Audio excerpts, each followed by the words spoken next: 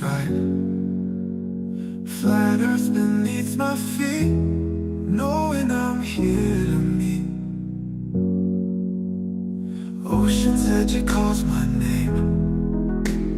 Purpose in this life's game. Horizons line so clear, God's love brings me near.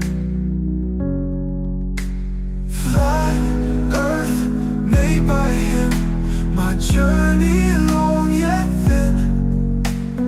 Purpose found in every day, guided by His gentle sway.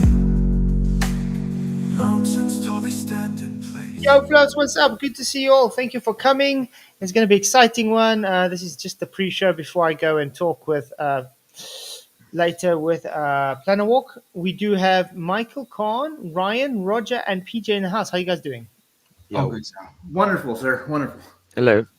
Good to have you guys in.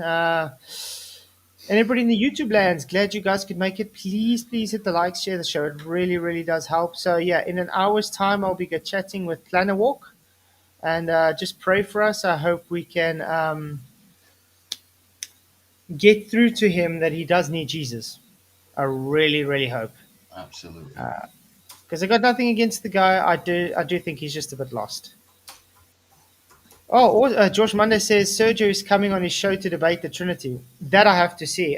Just to let you know, Josh, Sergio doesn't know the scripture from his foot to his elbow, so he's going to try and take idiotic scripture, like he did with us, and he's going to say and try and cherry pick parts and link it in. So just to let you know. Look, But yeah, we'll probably review that then. he did a presentation on mine where he's told me, I thought he was going to be presenting something like an alternative person wrote Luke, but no, what he actually presented was that Lazarus and disciple John was the same person. Yeah. That's the kind of things he'll come up with. He might sound like he knows what he's talking about, Josh. He does sound that way. He sounds as though like he can preach. He sounds like he knows what he's talking about, but he doesn't. It should be an easy debate though for him. Very easy. I mean, Josh knows his scripture. That's for sure. Josh can see straight through Sergio. But besides that, it's in Bible, you know, and there's no getting away from Trinity. Exactly. Mm-hmm. How many scriptures do you really need to give? I mean, it's not hard to. What's up, Janosch? I can bring some info. From one perspective, if someone does not believe in God, you won't convince him with the scripture. No, but that's the thing. Sergio does believe in God. He's not a Trinitarian. Right. Okay. Yeah, he does believe. So I was thinking that we were speaking about the guy who you were asking the question that he needs Jesus. So Planarwalk. Yeah, this is different. I'm not going to try to push Christianity on him if that's what you think. It's just just don't push. Just ask him a few simple questions. You know what Planarwalk is? Look, you can get to the people. You know, if they use their own logic, they have to come themselves to the realization. You can't convince anyone. But if you use proper questions, maybe the light will shine, you know. Yeah.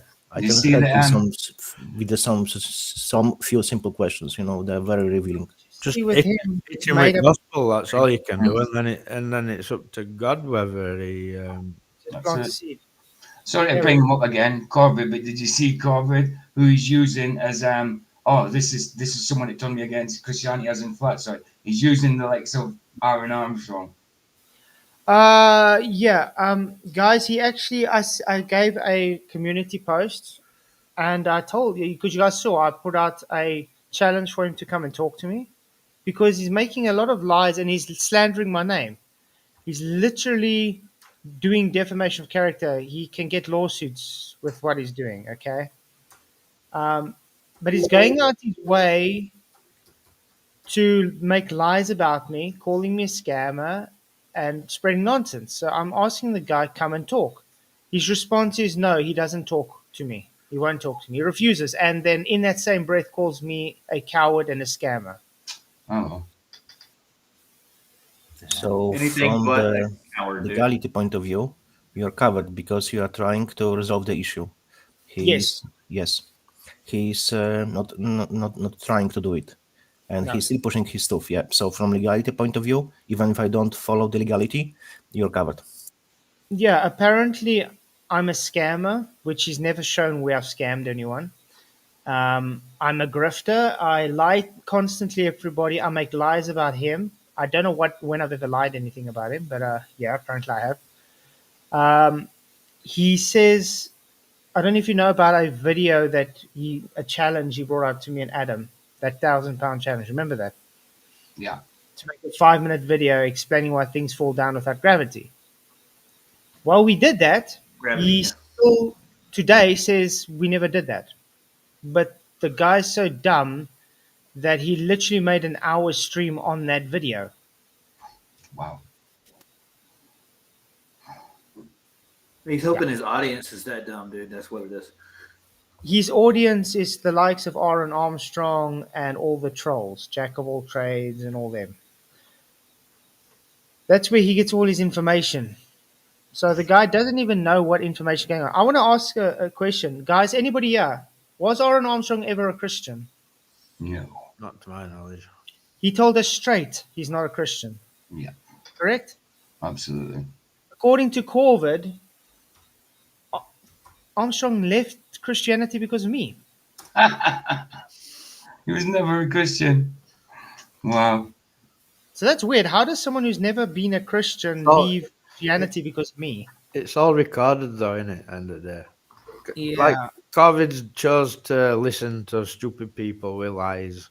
Truth will always win. You know, we've got ample evidence of what these people are like. Look, It's- even if it would be the case, which I don't think so it is, even if he was Christian, I don't believe he was, if he left Christianity because What of do you someone, think? it doesn't matter. Because of someone, it means he never was Christian. Because Exactly. you can't leave Christianity because of person. It's Exactly. relation with God, not with people. That's exactly. That's exactly what Michael said. exactly And what Derek said it too. Like-minded, Grant. Yeah, I've tried to leave Christianity since I was a little kid, and I've never been able to. It's always come back to get you, dude. That's the way it is. Well, let me ask you something. Why would you leave Christianity because someone else? Exactly. You don't have a Last time I relationship talked with God at about all. you and a relationship with God, not your relationship with that person and God. I would say that probably bad spirits were working on this person already, and he just needed the excuse. Oh, and by the way, if you guys want to go to Aaron Armstrong's channel and please report him for doxing me, because he made a video telling everybody where exactly to get all my personal information on the internet. Wow. Unbelievable. Unbelievable. Please drop link to his channel. I don't actually have his channel anymore, actually. I'll actually get the What's his- video. What's Oh, his and name? it doesn't show there anymore because I changed all my information. Just to let people know that I had to literally go and change all my information so people don't have personal information anymore because he's been doxing me. Nice. So thank you, Aaron Armstrong, for taking my personal information that I use as a work CV. So I have experience for if I go to a next job interview. You've taken that away because you use it to dox. That's what awesome this guy is. Yeah. That's how awesome that guy is. What a winner. Yeah. So in other words, I can't show my personal experience I've had. So if I go and get a job interview, I have to say, sorry guys, I did have all my CV here, but not anymore, thanks to people like that. I think that was his intention, maybe, to get basically. No. screwed It's over. No, plainly he it's plainly out to dox. And it's not just to dox me, it's to dox my wife, my children. Yeah. Okay. They're treading on thin ice with stuff like that, man. No, thin ice is not the word. This This means war. And Aaron Armstrong, I'm still trying to figure out how I can report it to YouTube as doxing. That's the only reason it's still up. Watch this, guys. Listen to this idiot. Perspective. I just watched Flatzoid's, what do you call it? Demonstration, I guess. you guys have a different definition of stalking, then well, you obviously do because you follow the Vicky model, and I think that Vicky would love to be stalked, Shut. but What certainly wouldn't did you be say? by me. Tell you what, Um, if I see this So guy in real Flatzoid, you life, said if I seen this guy in real life, wow. I would knock him flat. I don't care how big he is. My fist would knock him flat in one dig. One dig, dude. You're an I'm sorry. What Just- did Jesus do in the temple?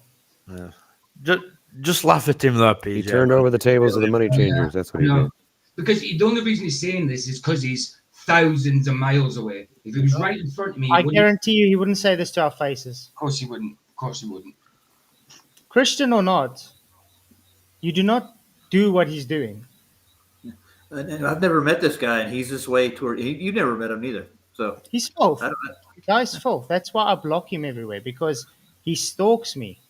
He doesn't stop. He tries everywhere he can. I mean, that's why he was on MDD sending those disgusting super chats. And after that, because I called him out for it, he made this video trying to dox me. But listen to this. Just listen. if you didn't agree with the anti-Semite comment, you might want to have a look at your own footage, because you nodded, and the fact that you didn't say anything. Okay, I want to ask you a question. Janus, are you anti-Semitic? I'm not anti-Semitic. Thank you. There we go. Apparently, you're anti-Semitic. I'm anti-Semitic. Dave's anti-Semitic. PJ, we are all anti-Semitic because Right. these guys say so. Just because this is. Right. Just because they Let's say jump on so. the bandwagon. So The I'm problem going to is, ask a question. Is that called defamation of character if they're claiming someone is something that they're not? Yeah. yep, Yes, absolutely. I don't think believe he that's knows- exactly what it is. Because you talk about a certain religion, it makes you anti-Semitic. That's stupid.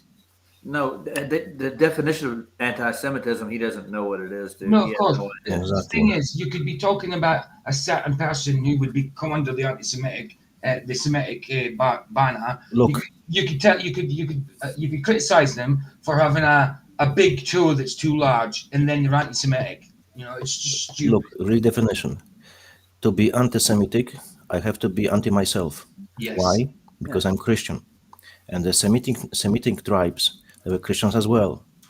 So that would be stupid. Yes. Well, Janus, apparently we all said that Mr. Adolf should have killed more of the Jews. Apparently, we all said that. And the No, world was we in a better didn't say place. that. That's not what we said. What? I was saying some stuff related to it, but no one said anything. It was only Never, my words. yeah, but as far as I know, we are not for killing, are we? No. No. Thank you. We're Christians. We are not for killing. So these guys are literally lying about what we say and spreading lies about us to everybody on the internet. That's called defamation of character, Aaron Armstrong. That can be taken to the court of law. What's up, Jeff, in the house?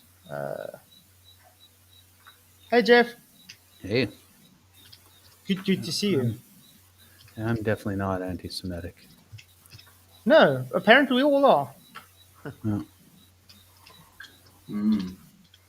anyway, let's go on. After it, or since that time, shows that you actually agree with it. If you didn't agree with it, you would make a statement saying this is something that slipped through, and I definitely disagree with this type of rhetoric or opinion. But you haven't done that, so Yeah, we never said we don't agree because no one's saying anything that's anti-Semitic. Nobody's anti-Semitic. He's an absolute Why? idiot. How It's can you such an make idiot something? because we don't say something means Yeah, that yeah, we're yeah. agreeing with it. You're an idiot. Yeah, but no 'Cause we one's don't want to listen saying- to you, so why would we even reply to your crap? Yeah, but no one's saying anything anti-Semitic. So why would I disagree with something which is not said? Exactly. It's just slander, dude, is all it's this. And he's trying to Slander. And all this just because we've took his ball away. Aye. Aye. Shows you how bad he needs it. Well, he couldn't get it right with PJ and Vicky, the disgusting stuff he did to them. Yeah. Now he's trying his best to do this to me. Mm-hmm. that means you agree with it. That's the way the English language goes, man. If you don't stand up for it, then which is what I'm doing, if I didn't say anything about it, then I would probably agree with it as well. What's in it? Now, this is for everyone who thinks Flatzoid is stalked by me. If you type into Google Flatzoid, the first thing that'll come up is a LinkedIn profile. LinkedIn profile, guys. Is that personal information about is. past experiences by jobs and everything for work opportunities? Mm-hmm. Yes. Like, because I get LinkedIn stuff. I get jobs through LinkedIn. That because I did a few years ago. I did an agency job at Christmas time, and every now and again through LinkedIn, I get that coming through to tell me Okay, that I could do more. great. So my question is it wrong to have that information for job references? Not at all. No. But is it wrong for someone to say, go and search this to get the personal information of this person? That's Yes. called doxing, correct? And sharing with other people. Yes, it is. Yep. Because That's he's illegal. telling people where to get personal information of me. Yeah. That's Exactly. called doxing. That's illegal, It is. Aaron. That's illegal. I hope he's watching right now. Yeah, he's watching. He Go watches every single stream. The guy sits in his toilet and watches me probably. Holy crap. Yeah, literally, holy crap. Oh, Nice. well, get on. That LinkedIn profile will take you to Keith Reynolds, Flatzoid. And It'll that's show- saying my name and my surname out loud to everybody, where to find my personal information. Nice. I hope YouTube is watching this because I'm still trying to figure out how I can report this for doxing. It doesn't give me that option. He's digging his own hole, show you Flex. where Uh-huh. he works. It'll show you his town. It'll show you a whole bunch of stuff about him. Show you his town. Mm. Well, why do they need to know about that? Yeah, why? Why? Just because it tells you, just because it tells you somewhere, it doesn't give you the right to take that then and put it out to your people. It doesn't give you the right to do that or to anybody, just because the information is elsewhere. Stupid. Well, like I said, I've taken it down now because of this guy. Mm. Yeah. So he's literally made that I have to take personal information for future job references away because he has to put myself and my family in danger. Yes, it's what doxing does. It puts in danger because you're giving personal information to psychopaths out there on the internet. Yeah. So again, tell me why I should be a good Christian and just keep quiet about it. I would. That's your family, dude. Yeah, I'm sorry. My family comes first before that nunchuck. That's right.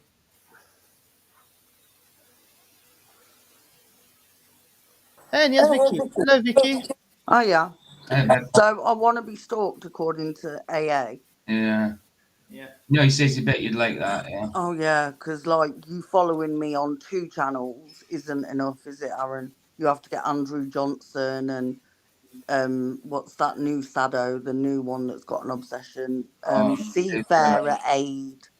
You know, this is a man who is mentally ill, also is sick in the head, and it's not his mental illness that makes him like that, because he has the same mental condition I have.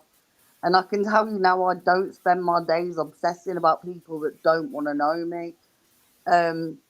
I don't spend my days obsessing about anybody, let alone some freak in Australia who has nothing better to do than talk shite about all of us. Like this man, bearing in mind, I asked Flats ages ago to send me emails, just the ones that me and PJ were mentioned in. And I can tell you now, it was ridiculous. And those were just like a little tiny minute of what Yeah. he emailed me. Yeah. I mean, I don't receive emails from him anymore because I literally put him on a blocked list. Yeah. Because the last email he sent me was a picture of my wife and child and said cute. Mm.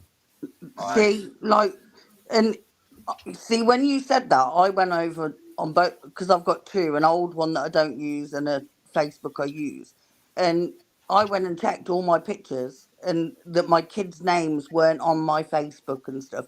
And that's why when PJ talks about his son, I don't mention my kids' names because don't I mention don't them either. want that freak looking for my kids, because if he did, then something really bad's going to happen to not me. But that's the You thing, know what Vicky. I mean? But that's the thing. He goes out his way to look for people's personal information.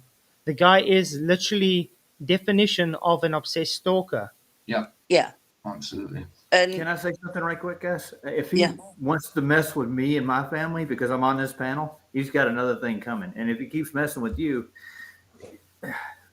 I get it's pissing me off, dude. It Exactly. really is. Because he wouldn't say these things to my face. Like what he said about Vicky there, what he said about Flats, if it was to our faces, he would not say it. Guaranteed. But to say that Flats turned him against Christianity, come on, man. You He are was the. never He nothing. is. That bloke is the definition Of of Antichrist. demonic, Yeah. right? You know, this man is obsessed. And when we say obsessed, we mean obsessed. He is subscribed to my channel on 2 channels. He's also been in on a 3rd channel. He's been on PJ's on a 4th channel. This man is obsessed. And go and look at his channels. I put both links in chat for the Aaron Armstrong one and the My Perspective one. Go on his channel. Go and see the shite that we deal with from freaks But like you see, this. but you see what's sad? I don't even want to talk about this guy, but now I'm forced to show his disgusting behavior. I think you need to get legal advice now. I know you've been to the police and that, but you know, where's it going to stop? And this is your, you know, we're not talking about stuff on YouTube. We're talking about your family, and this man is, you know, to invade their unstable. privacy. Yeah. This guy's unstable. I'm sorry, he's not right in the head. No. Well, just watching Jack of all trades, watching one of the videos they made about you, they're really painting a bad picture where it's not. They are all. If you go to any of their channels, this is why I don't even go there. It's literally like they have some weird cult, anti-Flatzoid cult thing going on. It is obsessed. All of them are really, obsessed. it's like they just dream about me all night. I honestly think, right, because bearing in mind these men are meant to be heterosexual. For straight men, they think about men a lot. I'm just saying. Flat, one thing. But if you are doing something which devil agrees with, he leaves you alone. But if you fight against him, he will always create obstacles on your way.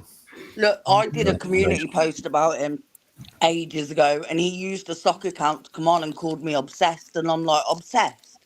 I would love for that bloke to leave all of us alone, get the mental help he so desperately needs, and actually, instead of obsessing about us lot and what we're doing, why don't you go and spend time with your own family? You know, don't you have nothing better to do than just wake up every day and think, do you know what, today I'm going to be an absolute arsehole and just harass people. Yep. Like, it says a lot about you as a person that you do that. It is beyond a joke. I can tell you this: he would never tell those words in front of your face. No, none of us. To none of us. Yeah. Not even me, and I'm Definitely, a woman. when he would see me, he wouldn't do it. He wouldn't dare. I can. Well, Jonas, he went so bad last time that Vicky was literally sick. She was physically sick from the mental abusement from this guy. You know, it doesn't stop, does it? But I think because it's not going to stop, and I really think even if we did a GoFundMe or whatever and get money to get legal advice, because this has gone too far now. Yeah, if anybody has any legal advice that they can give us, please feel free to email me on flatzoid@gmail.com Be or any careful of us. about the defamation, because defamation is usually used in a matter of a very recognizable person. So speak with the person who is involved in the legality. They will tell you the nuances of the wording, because if you're going to make a case, it has to be on point, because defamation, it's usually attack on the character. It's a different story. So look for advice, because but this falls under slander. Yeah. I agree with Guys Bob though. Guys Bob says, look, I think we are the enemy and they are going to target us any way they can. That's true. That's true. Mhm. Well, I know, but when there's you're obsession. There's a difference between being a glober, an anti-flat earther, and an obsessed anti-flat earther. I know, but when you're Just a big- bringing a man's wife and kids into your little games, I it's know. not on. I know, of course it's not. Of course it's not. How would he Look, like we've a already taste had of his it. own medicine? Well, Sean Hawkins is bringing my mother into it now, so Oh, it wasn't you know enough that he what? brought my it wasn't enough that he brought my children into it earlier, and he's bringing my mother into it now as well. Well, He's a AA classy did a dude. video about my That's wrong. dead dad, He's for classy. crying out loud. He's a But classy- but the thing is, the difference with Sean is I just see him as a joke. His is more joke orientated, where this guy is more seriously mental Yeah. kind of thing. You know what I Yeah. mean? If he lived in the same country as you would actually be scared Oh. for your safety. I would. Not actually, because I would go actually rock up to him and I will teach him some manners. I Oh, know, if but he he's lived in this country, if he lived 500 miles away, I'd travel to go and see him, to meet him. I would. no. But what I'm saying is, he's the type of person that turn up at your kid's school, That's the thing. and he Yeah. is, and we've seen it time and time again. And it, where's it gonna stop? When is this man gonna stop? I know, And that's David, the watch what you reality. say. Please watch what you I mean, say. yeah, how much times we should just tell him just to leave us alone? But he goes out of his way not to. But yeah, I'm just going to finish this video. Yeah. And then I never want to talk about the guy again. No. I'm just forced to do it, unfortunately, to show everybody what a disgusting guy this is. And Yeah. Daily Corvid, since you're watching this and you ascribing to this guy, it Yeah. shows you your discernment as a Christian believer. He's never been a Christian. He says he might believe in a God. That doesn't make you a Christian. Before I He go, told us straight on the show he's not a Christian and he's I've never got been a his Christian. words on a video. Yes. Remember? before I go, Yeah, you have actually, yeah. I Yeah, put Vicky's got both something to his say, guys. links in chat. Can everyone go and report his channels, please? I'm gonna go now. I I'll see you all already did it. later. I already did it. Thank you, guys. Bye. Babe, stop telling me Would what to do. Yeah. Would Aaron like a taste of his own medicine? That's what I want to know. Yeah. How would he like it if somebody doxed his family right now, told everybody in the world where to find him and how to get a hold of him and put a thorn in his side? Dude, that's just messed up.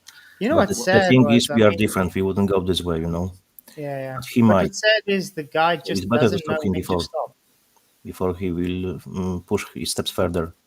Uh-huh. So yeah, report him. Definitely, not only to the YouTube, that's a small thing, but make a case, report him to the police. That's what I Look, would. it's always the same guys. Look at there. Jack of all trades, Seafitter ad, Andrew Johnston. Flat. When you Yeah. are free, go to the police station, do it in person, and they report harassment. So Yeah. the report next time when it happens, report again, and because they will have notes, they always have to have notes. You create a case this way.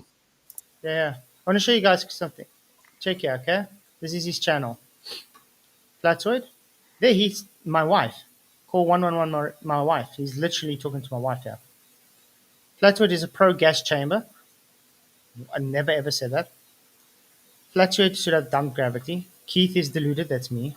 You blew it, Flatzoid, again. Vicky, that's you again, Vicky. If he got wrecked, that's according to me. Big V again, Vicky. You're wrong, Keith. That's me. He's Antarctica trip, apparently. Antarctica, which is really pathetic. 24 Sun. Pro liar, more like it. It's towards me. FEs are the worst liars. Solve is a FC loves yoga, meditation, mystical tunes. Nonsense. When he said She says, sure, come fight me. I'll pay for your flights. that one called 122, Oh, called that's 122 Marizine. Is that not your missus's name? That's my wife. Oh my God, that's the one I'm reporting now. Unbelievable. Unbelievable.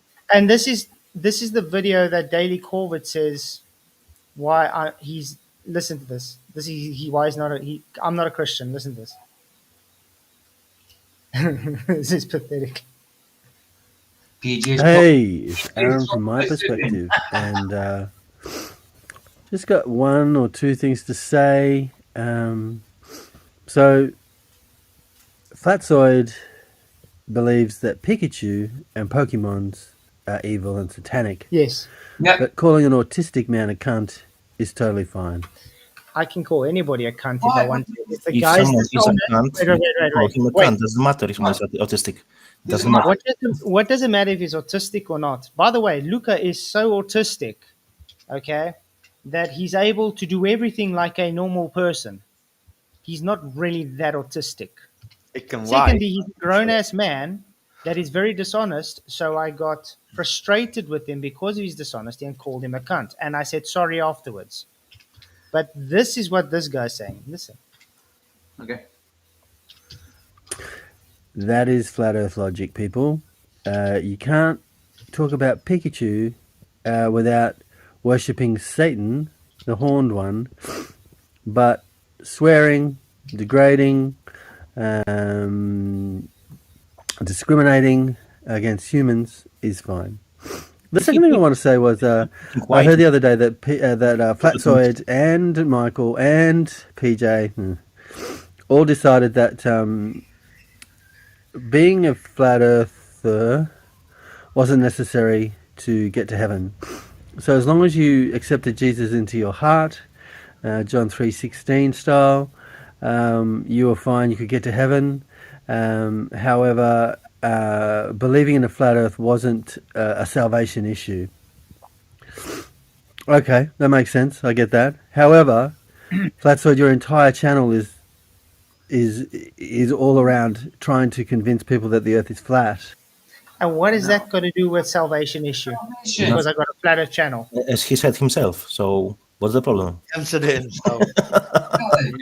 What is the problem? I mean, it's not a salvation issue, but what's wrong with trying to get people to understand the truth? And a lot of people come to salvation through flat earth. What an absolute idiot this guy is. But he's got a problem with flat earth. It's like saying to someone who's, for instance, got a channel on building cars. They're Christians. Well, you're not Christians because you're building a channel that you're building cars. Yeah. What has it got to do with salvation, dude? Yeah. The problem is that he's triggered by flat earth. Yep. And looking for the excuses, looking to diminish your person, looking to show something bad, whatever, to do whatever, so harm would go your way. I don't know why he hates you so much, but this guy is like unstable. Well, you know where it started, Janus, is when I told him I don't want him on my channel anymore because he was getting, what he does is he's behind my back, saying stuff like this. And I said, I don't want anything to do with him anymore. And since then, he ramped it up and got all obsessed and then started creating sock accounts, sock channels just to do this. And then started emailing me every day, telling him I want nothing to do with him. He emails me. I say, leave me alone. He emails me. And the guy, there's some mental problem with him. And by the way, with the Pokemon stuff, this is the video that Daily Corvid is claiming to be why he's not a Christian. Daily Corvid, I've told you this once and I'm going to tell you again. If you are saying, hello Pikachus, okay, you're a Christian. Pokemon is based on satanic occultism. It's not hard to understand. It's not. If you are claiming to be a Christian, you do not push satanic occultism towards your audience. Flat Earth is biblical.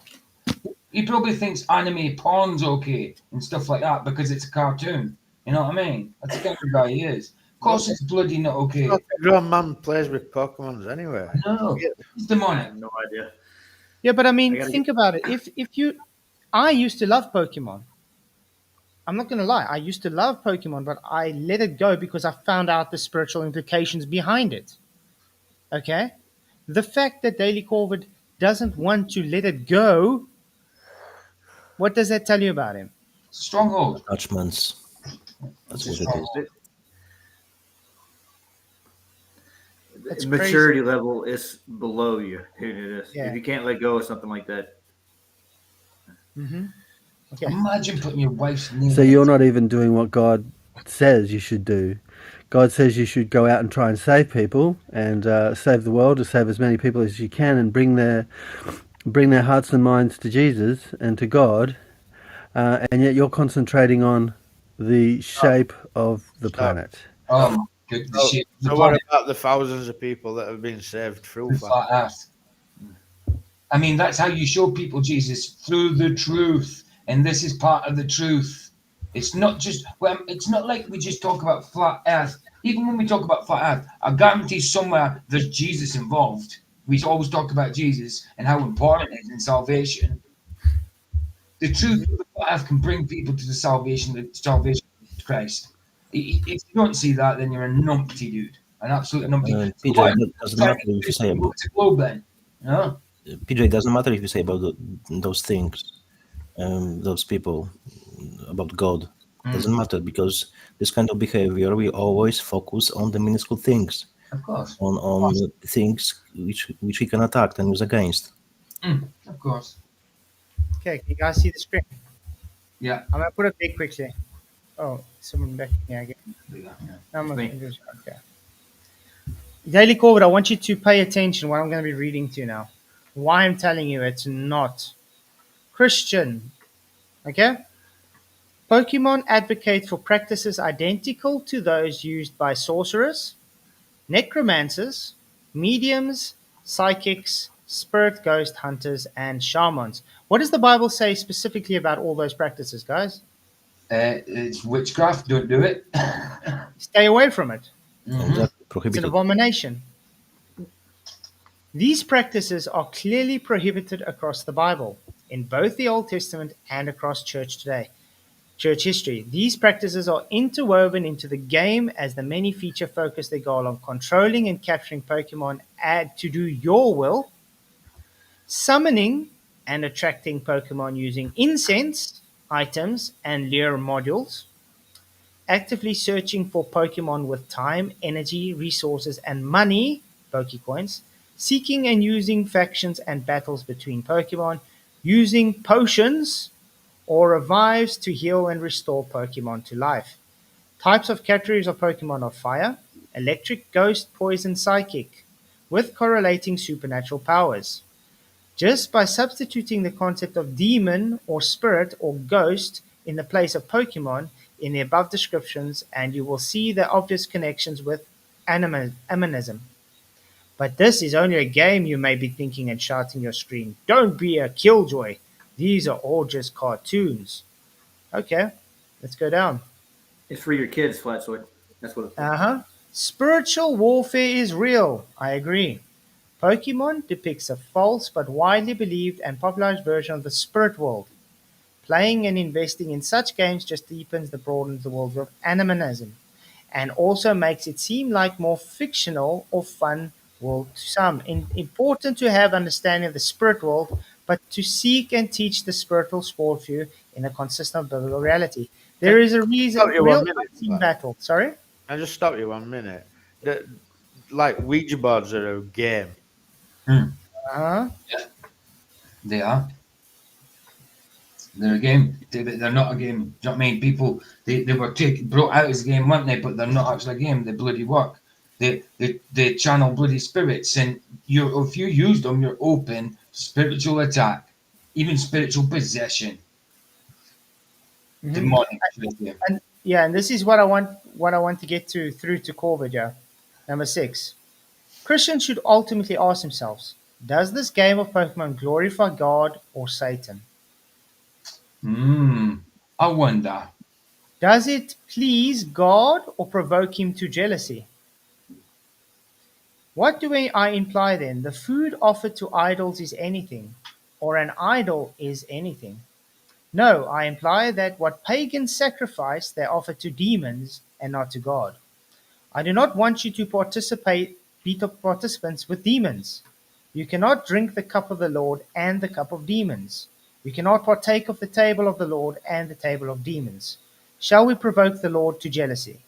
Are we stronger than he? All things are lawful, and not all things are helpful. All things are lawful, but not all things are built up. 1 Corinthians.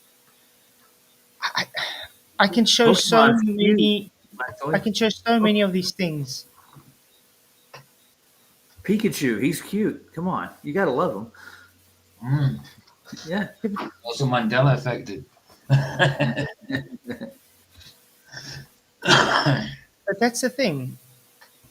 what got to me when I first heard that years ago, and it was still, I was actually, I was, Mike, teens, What, you're back. Mike? You're back. You're but fine. and I still enjoyed it. And then also, when I saw all the links of spirituality between Pokemon and what God deems as an abomination, it's pagan. It's crazy. And the fact that this Daily Corvid guy still wants to hold to this, which literally the Bible talks against, and thinks it's fine. Stronghold. It's a stronghold. You won't let it go. You can't let it go. It's a stronghold. Exactly, and that means demon possession. Yeah. Yeah. Yeah. So, yeah. So, again, I'm going to say this to you, Daily Corvid, because I know you're watching this. Instead of trusting people like Aaron Armstrong that were never a Christian, okay, that you see his disgusting behavior, and you going and listening to other people like him, and you wouldn't even just say, yeah, okay, let me look at myself for once. Instead, you would make up lies about me and anybody who just says, listen here, let's have a discussion. What does that say? What does it say about your fruit? I mean, look at his Genesis. Oh, he's hermeneutics. I told him in that blooming comment. He's hermen, and he's because he put out a post yesterday saying, "Oh, it's 15 days in counting since I put out that challenge to the flat earthers with the grand and all that." And it's just ridiculous. I said in there that his hermeneutics are just appalling. It's crazy. Really bad. Really bad. I mean, we went through it, and sorry, the guy doesn't read his Bible. If he has to interpret things that badly, I have to be a Christian and correct him and say, sorry, man, that's not what the Bible says. You're literally being a heretic. You're blaspheming God. You're Yeah. calling God the Son. You're calling God the Son. Yeah. Yeah, the Son, not the Son of God. Not the Son as in Jesus' Son, the Son in the sky. Mm-hmm. Yeah. I've heard it before. But too many people out there doing it. I It's don't insane. think it's doing much creating, do you? Huh? No. But I had to laugh when he was banging on about the deep, claiming it was sky. That was Oh, funny. dude, the deep was deep space. Yeah, that was like world Didn't have- Duffy's crust firmament.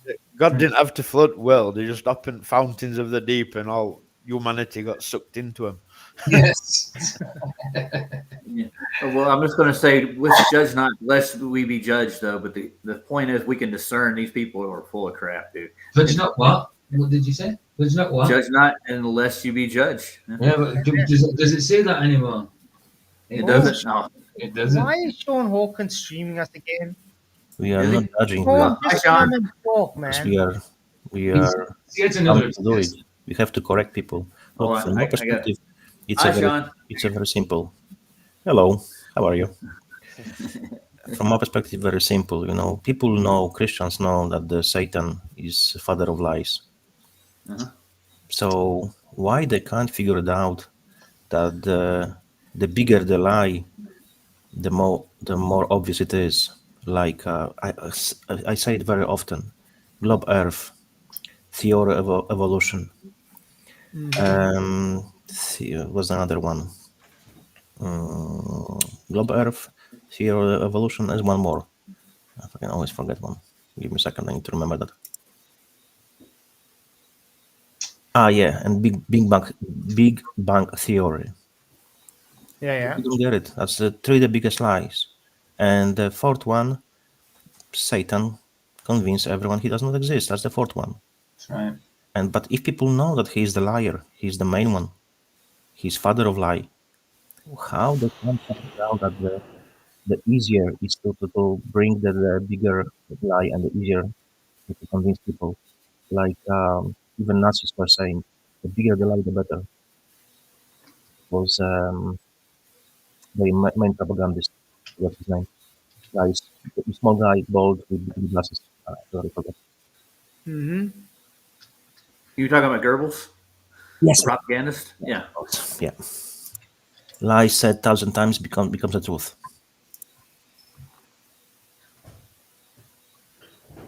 Yeah. Well, Only 15 in your minutes, mind, and I'm gonna dude. be Only in your mind. 15 minutes, and we'll be talking with Planarwalk. Going to be interesting conversation. See what he has to say. Is he coming over here? Is it?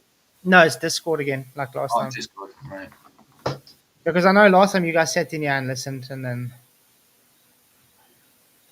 Yeah. But well, he asked for the discussion again, so we'll see what he What? I wants. say, are you still doing it live? Are you still carrying? Yeah, it's still live, like Yeah. last time. Right. So from here. I'll Right. just bring up Discord on you, and we'll talk through Right. Discord. Oh yeah. Flat, you are very good in debating. I'm in going to the drop matter. out when you speak to. Yeah, well, you guys won't be able to speak anyway, so. I'll be here, but You are very good in You're debating. listening. But whenever you debate And a if guy you who does not believe in the flat Earth, stick with just one point. The presentations you did with the ship and the supposedly disappearing ship, and later bringing the ship back because of the Diffraction and yeah, refraction, exactly, and telescope or whatever, camera, whatever. Well, we're not going to talk Stick, about stick flat to Earth tonight, this though. and ask how you can explain that, and only stick with this question. And Yeah, well, only stick with this. You don't need to explain anything more. That's really enough because they can't. yeah. Only But the stick with thing it. is, You don't we're need not anything gonna more. yeah, but Janus, we're not going to be talking about flat Earth tonight, though. I know. I'm just taking. I'm It's talking about the. specific. It's more specific to his worldview, and because we definitely have different type of worldviews. Okay. Because Will you allow me asking a few questions? Very simple questions. yeah, He might think in a bit a different way if I ask him very simple questions. I always Yeah. love to go to simplicity You as the won't be able beauty. to- You won't be but able to- it won't be an open No, panel. It's going to be myself yeah. and Planarwalk tonight. He won't do that, dude. Okay. He's Yeah, he, No, he needs a break. I just typed for you a few questions. A very easy one, really, but very revealing. It's not a debate, man. That's what I'm trying to explain to you. It's not a just a debate. It's not a discussion. debate. So Yeah. those questions will open his mind. I think he's No, he's he's using made logic. his mind up, Janus. Oh, yeah, he definitely wants to be a girl. You know who Planarwalk is? No. He's well. Yeah, Yep. he's one of he's what we would claim as one of the anti-flat earthers. That's confused. About he's one of the guys who, when no one claims they're rising his Earth curve. Yeah, Yep. he's made up his mind about the Earth, so it's not gonna. No matter what I present to him as evidence, he won't change his mind. It's Has not he about made his mind? Has he made his mind up? with Has this he kind made of his people. mind up about It's not himself? about the evidence. You can't convince them with the evidence. It's impossible. With those kind Yeah. of people, you have to ask them the questions and let them get to their own conclusions. That's how you break them. Their indoctrination. That's the only way. I'm telling you. I did it multiple times. But we'll see what he wants to discuss. Because last time we did get into some scientific chat jargon with hypothesis and stuff. Yeah, he has no clue what science is. No, he doesn't. No, they have pseudoscience, man. That's all they got. It's a fairy tale. Yeah, but don't you know gravity causes gravity? Yeah, I've heard mass attracts mass too. Yes, Yeah. I see it daily. Yeah. Taking an egg story, isn't it?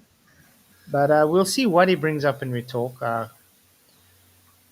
But yeah, he did specifically ask not to chat about flat Earth tonight. So Oh, Alan's going to board his flight. Got to go attempt to board yeah, my he's going flight. to Denmark. Oh, later, Alan. Have a good journey, man. Oh, fly Lord safe, Lodge is dude. on. Message me and tell me when to wave. Aye. Right.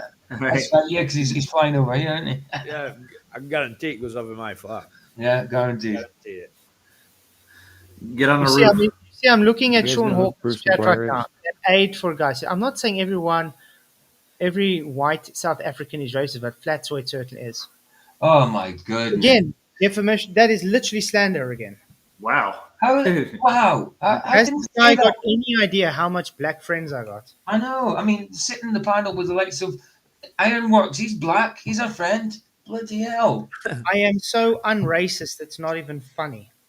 Just beyond a joke. They don't know what racist is, man. They haven't got a clue. But do you know that is literally a racist comment he made? Because first of all, he's calling me a white Mm-hmm. and saying I've got issues with another race because I'm white. That's Yeah. racism. That's Hey, race. Of course it is. Of course it is.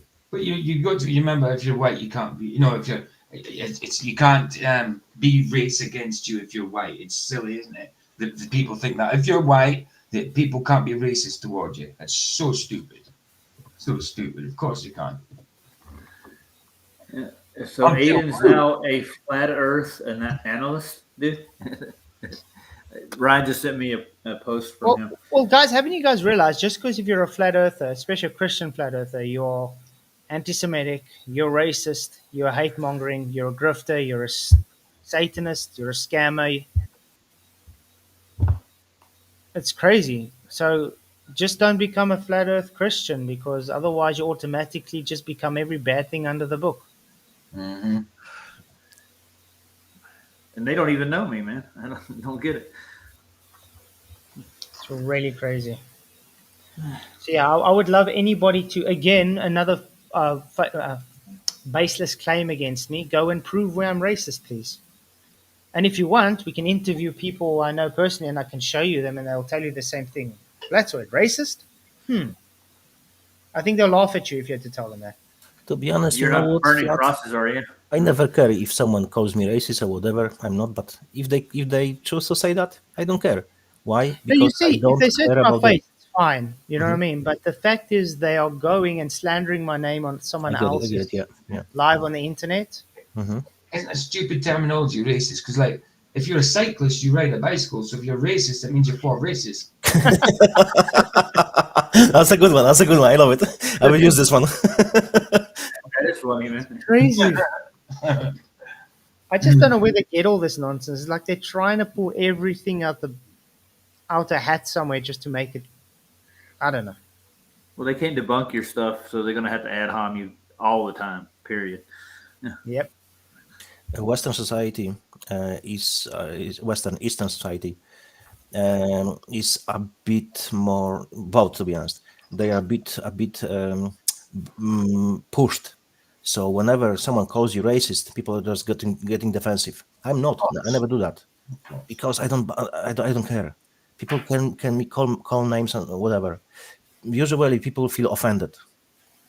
I don't, because to be offended is a choice. I choose not to be offended. And then if you're trying to shoot me still with those arguments, they're just missing the point because they never got to me. I think that's the good defensive. Do you know that some of these balls have actually been in chat being racist to me? Yep, they have. Yeah. Michael, you are a racist now? Is that what you're saying? No, I've You mean it? never given racial slurs against me. Why? What did you do? That's what I'm asking. He's got How a did you name. become a racist? He's got a name like Khan. Oh, I mean, okay. because of my ethnicity. Ethnicity. Yes. I remember once one guy said, "You fucking Paul," and I told to him, "So what?" He didn't know what to reply. You Polak. Exactly. Isn't that racist, though? I would say that's the pot calling the kettle black, dude. Straight up. That's all it is. So they are what they say they are. They're racist. Yeah. By definition. Yeah. To be honest, They're now, conscious. if we go by the definition, now world is racist because now world promotes different skin color than white. So now being white is much harder to get a job because let's say you're not part of the LGBTQ, you are straight, you are Christian, you don't have a different color than white. It's not even white; it's a pinkish, whatever, or different shade of black because we are all brownish. There is no white because you know how white look like. Milk, yeah, that's white. Like me. Like We are not white. You want to have a look at Flatzoid with his shirt off? He's white, dude. I am kind of white. I'm actually pale blue. I'm pasty, okay? I'm gonna go get a suntan and paint my fingernails so I can. And when be I inclusive, man. when I burn red. Red like Exactly. tomato. Everyone bleeds red, so we are the same inside. It's just Right. it's like different cans of drinks. You have like let's say Coke Red, you have Pepsi Blue, whatever, but inside it's still the same. It's all the same. It's just only outside is different. We are all spirits. Yeah.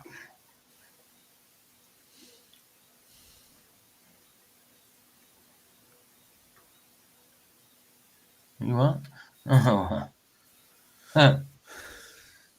So, Flats, you going to talk about creation while you're with Planner again? You're going to bring up. You get Gitch there.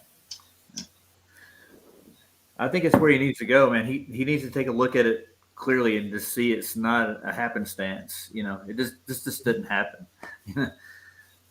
But you can't look really, because if you have bias, and you have been programmed a certain way, and you are surrounding yourself by this kind of people, you don't allow yourself to be challenged, because you always build a brick of wall.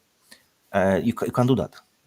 So this kind of person has to really be asked simple questions, and then, only then, that's my suspicion because it worked for me many times, can change his mind. He has to go to his own conclusions.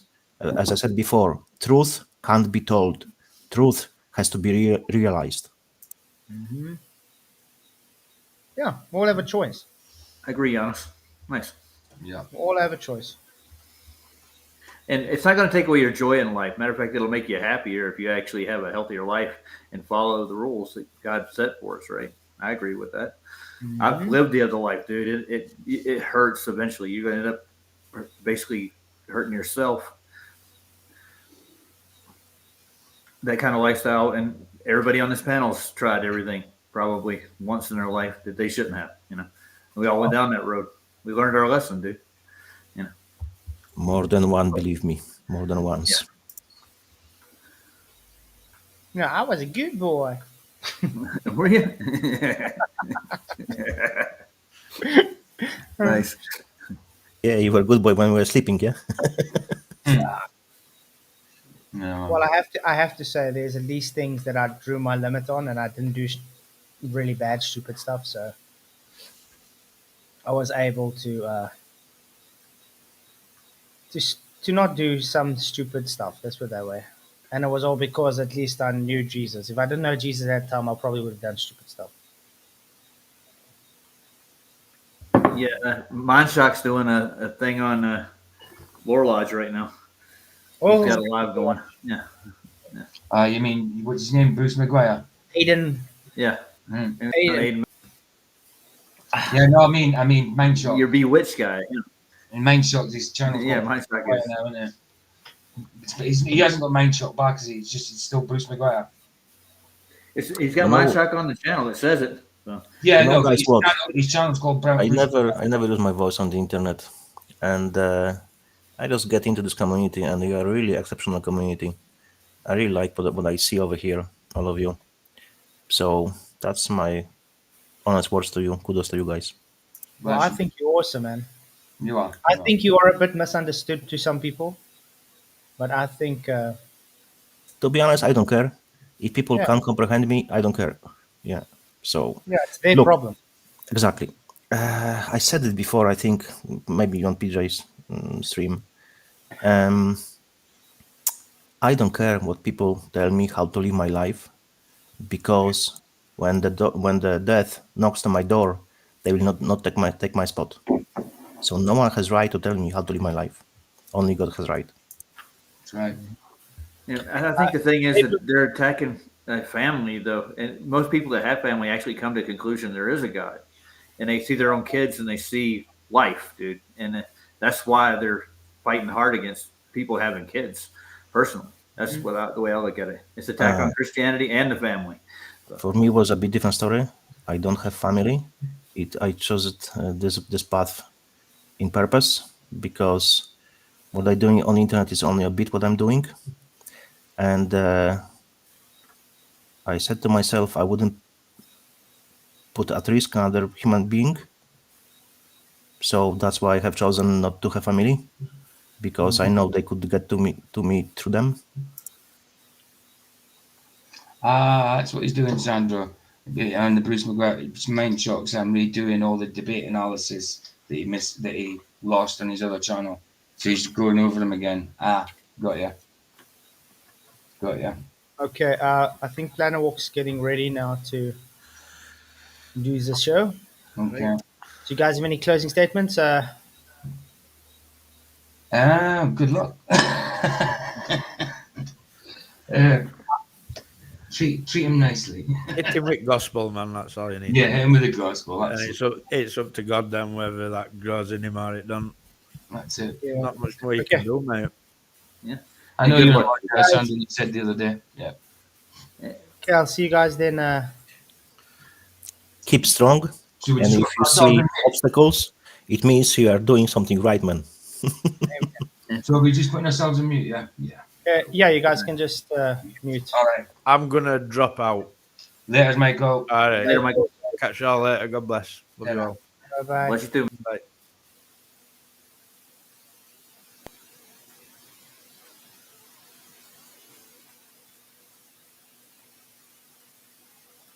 Okay, let's get this ball on the roll.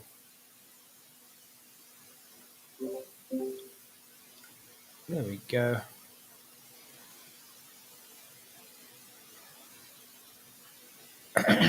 Hello, can you hear me?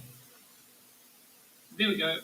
You're a bit quiet though. If I can make it louder. Let me turn up the volume a bit. How- Hopefully, So how's it going? There, better. still pretty quiet. Just trying to see if I can get it louder. I can get my mouse to work. User settings. Yeah, also, I think there may be other issues that I've got on my end. Okay. Oh yes, very much other issues that I've got on my end.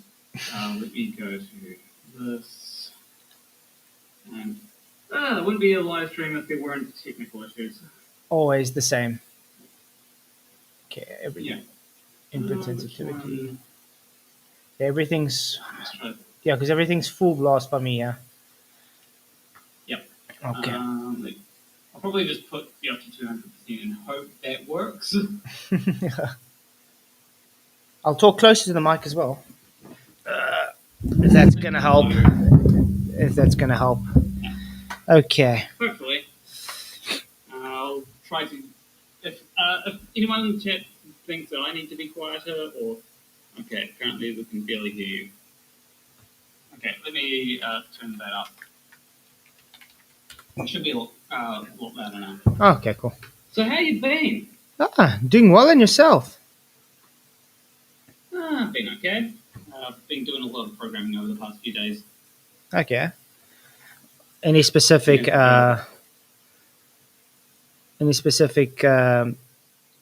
topic you want to discuss tonight?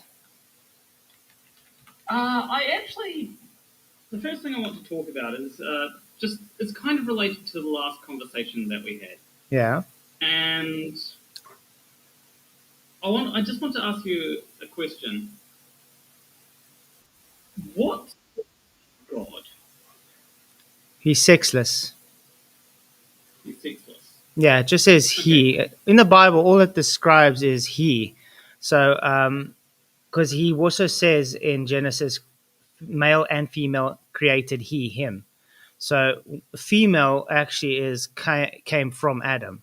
So, you can derive God as male, but it doesn't specifically say if God is male or female. Just I would take it as male because it's Abba Father. And The reason I ask is because the whole idea with a lot of Christians is that they call God the Father. They use he/him pronouns for God, and you said in our last chat that you base using pronouns on someone's sex, right?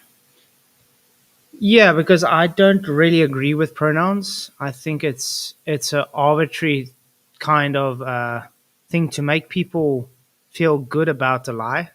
That's why I don't really care about pronouns. But that's just my honest opinion. Because to me, it would be a lie if I have to call someone that they're not. Yeah, well, when it comes to God, you respect His chosen pronouns, and that's just the point that I was wanting to make with that is that when it comes to there are times when you'll use pronouns that don't have any basis in what the sex is, right? Another example might be, I know a lot of people will refer to a car as she, you know. Yeah, yeah. Yeah, but that's not literally calling a car a female, though. But yeah, I know. I understand what you're saying. I just, I just, Yeah. I just have the thing of when it comes to a person, if the person wants to identify as a cat, that's just ridiculous. I can't sit back and just say, okay, I'm going to call you a cat just because you want to identify as a cat.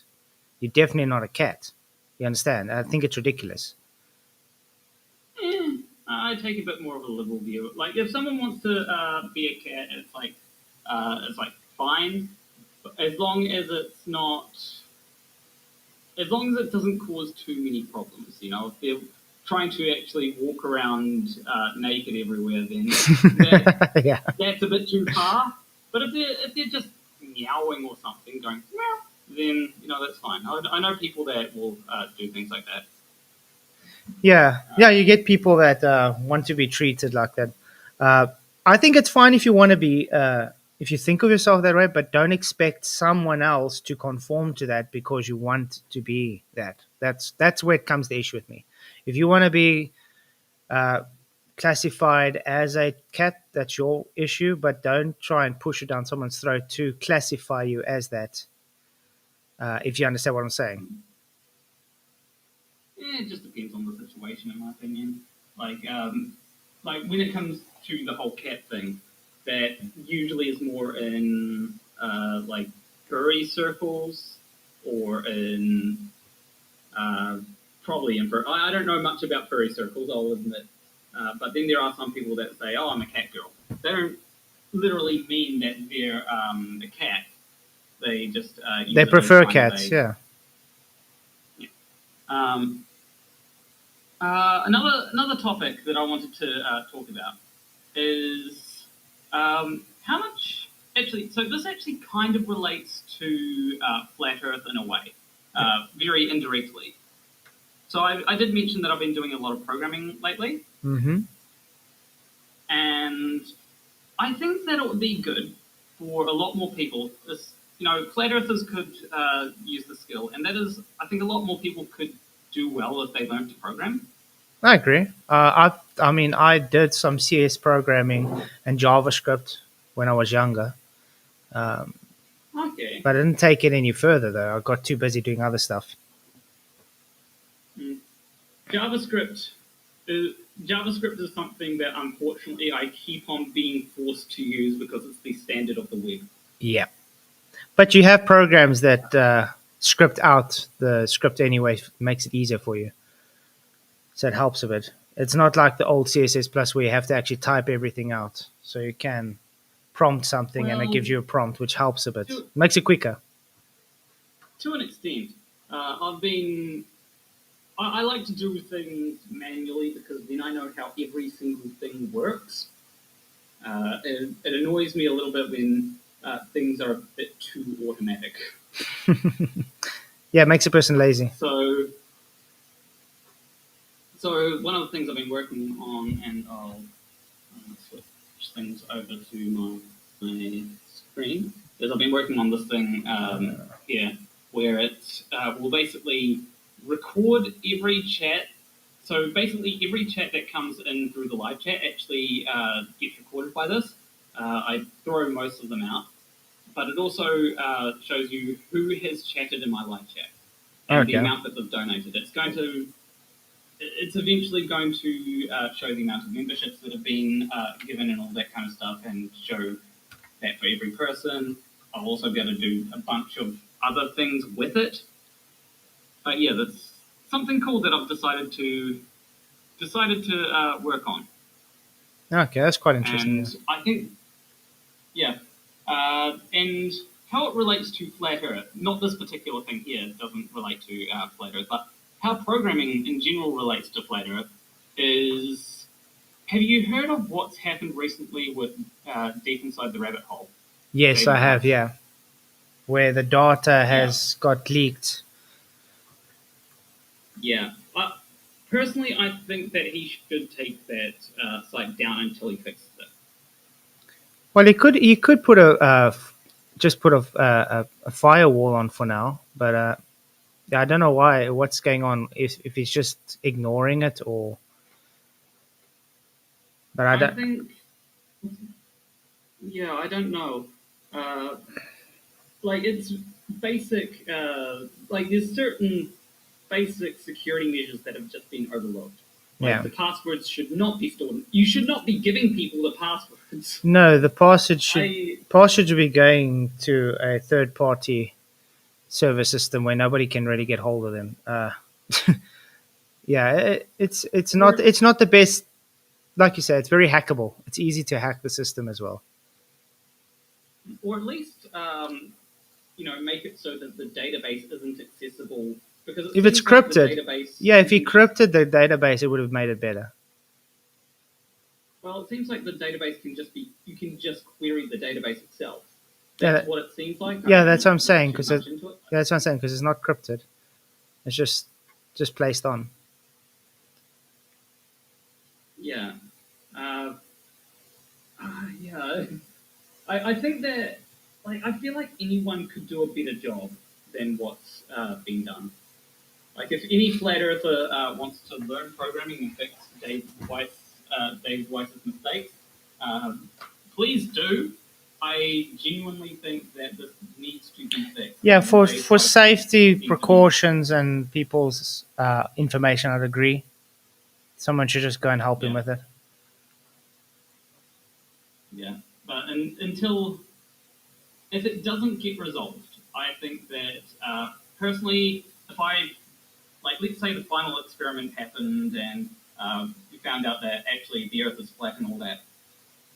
If that happened and I became a flat earther, I personally would not be trusting of David Weiss. That's just my opinion. Yeah, well, you don't need to trust everybody. I mean, there's a lot of flat earthers I don't trust, Yeah, which is fair. Yeah, I don't trust people just because I agree with them Exactly. on some things. Exactly. There are. Yeah. What was the? Oh yes, there was the other topic. So let me switch back to my thing. The other topic that we wanted to talk about that we didn't quite get enough time. 15-minute cities. Oh yeah. That's the ones they were trying to build in Dubai. Like the long line. Yeah. Oh yeah, I don't think that. From what I've heard, Dubai's implementation of 15-minute cities. Wait, did you say the line? Yeah, they're trying to build what they call a line. They started excavating everything, but it seems they've hit a money problem. So it's like they're going to do it and try and start doing in segments. But yeah, it's a 15-minute segment city. It's like a long line that they're building from one side to the other. They're trying to. That one was Saudi Arabia. Oh, Saudi Arabia. Sorry. Yeah, Saudi Arabia. Yeah, because I've heard about that project. Honestly, the line is not well designed, from what I can tell. No, I don't think. I think it's too extravagant. I think it would cost too much. They're trying to look more lavish than what it actually should be. Yeah. But the Yeah. 15-minute Okay. cities itself, I don't really agree with it though, And why is that? because it's herding people into one place, so it's easier to control them. How is it easier to control people by herding them into one place? Well, if you've looked through history, that's how they've successfully created governments. They've taken everybody that was spread out in all the lands everywhere and sort of gathered them together so they have governance over them. Because if everybody's together and they make laws of them, they're able to govern and tell them what to do. Because if someone is out, let's say, you can't control someone, let's say it's 100 kilometers away from you, it's going to be difficult to govern them compared to someone that's in your city borders and saying, well, you live here, you live under our laws, and you do what we say. I mean, that's how things work, like, just as a country. I mean, sure, like, if Hmm. someone as far, like, if someone decides to go into the forest, right, then they can probably do whatever they want in the forest. But, like, you can do that with 15 minutes. Like, a 15-minute city doesn't restrain you to the city. It actually does, because your job is there, all your resources are there, everything is there, and if anything happens, you literally just have only there. You can't go out the city and do anything because, let's say, you are now based in your 15-minute city and everything has become digital, and you got your social security number and whatever, and they just decide, okay, there's no electricity for you. What you gonna do? You can't do anything because everything's digital. If you disobey what they say, they can control what you want. If you are outside, you can have your own resources. If you're in a 15-minute city, you can't have your own resources. You're not able to be self-proficient. You have to work to live. I mean, that's how things work now. Like, if you want to participate in society, you have to work to live. If you don't Not pay your electricity bill, then your power gets cut off. That is a thing that currently. Well, they're trying to push that much as possible. I mean, even in South Africa, where people are they're trying to be self-proficient. They have their own water holes. They're trying, to get their own electricity through solar panels and all that stuff. That the government wants to charge them a tax for that. You understand? So they want to make them still proficient to be able to be reliable on the government. So when you're in a 15-minute city, you're not going to be able to go and be self-proficient because you're going to have your box where you stay, and that's it. It's literally called herding. It's called herding. It's making people complacent to just follow and trust them. Then at the end of the day, they got their thumb on you, and you can't do anything about it. How government currently work. You don't need a 15-minute city to do that. Like, It's just tighter. 15-minute city just makes it tighter. What I'm trying to say is, yes, you live in a city now, but you still have freedom to be able to be self-proficient. In a 15-minute city, you won't have self-proficiency. You will just have your little apartment where you stay, and everything will literally be from walking distance. So you won't own a car. You won't everything. How can I put? It's almost like staying in a boarding house and relying on someone else for everything. it's one of those things where a lot of the things you describe are the way that things No. work. So, like, if you I don't agree. if you want to get if you want to be self proficient, like, there's, like, sure, you can go live on a farm, but if they tax you, then they know your address. They can just tax you. Like, people on a farm aren't immune to taxes or anything like that. Yeah, obviously, like I say, they've definitely through history they've herded people to this, that you get relied on a governmental structure. But the thing is, when it comes to the 15-minute city, those little freedoms you have now will be taken away. You won't have any other freedoms because you will be fully reliant on the government.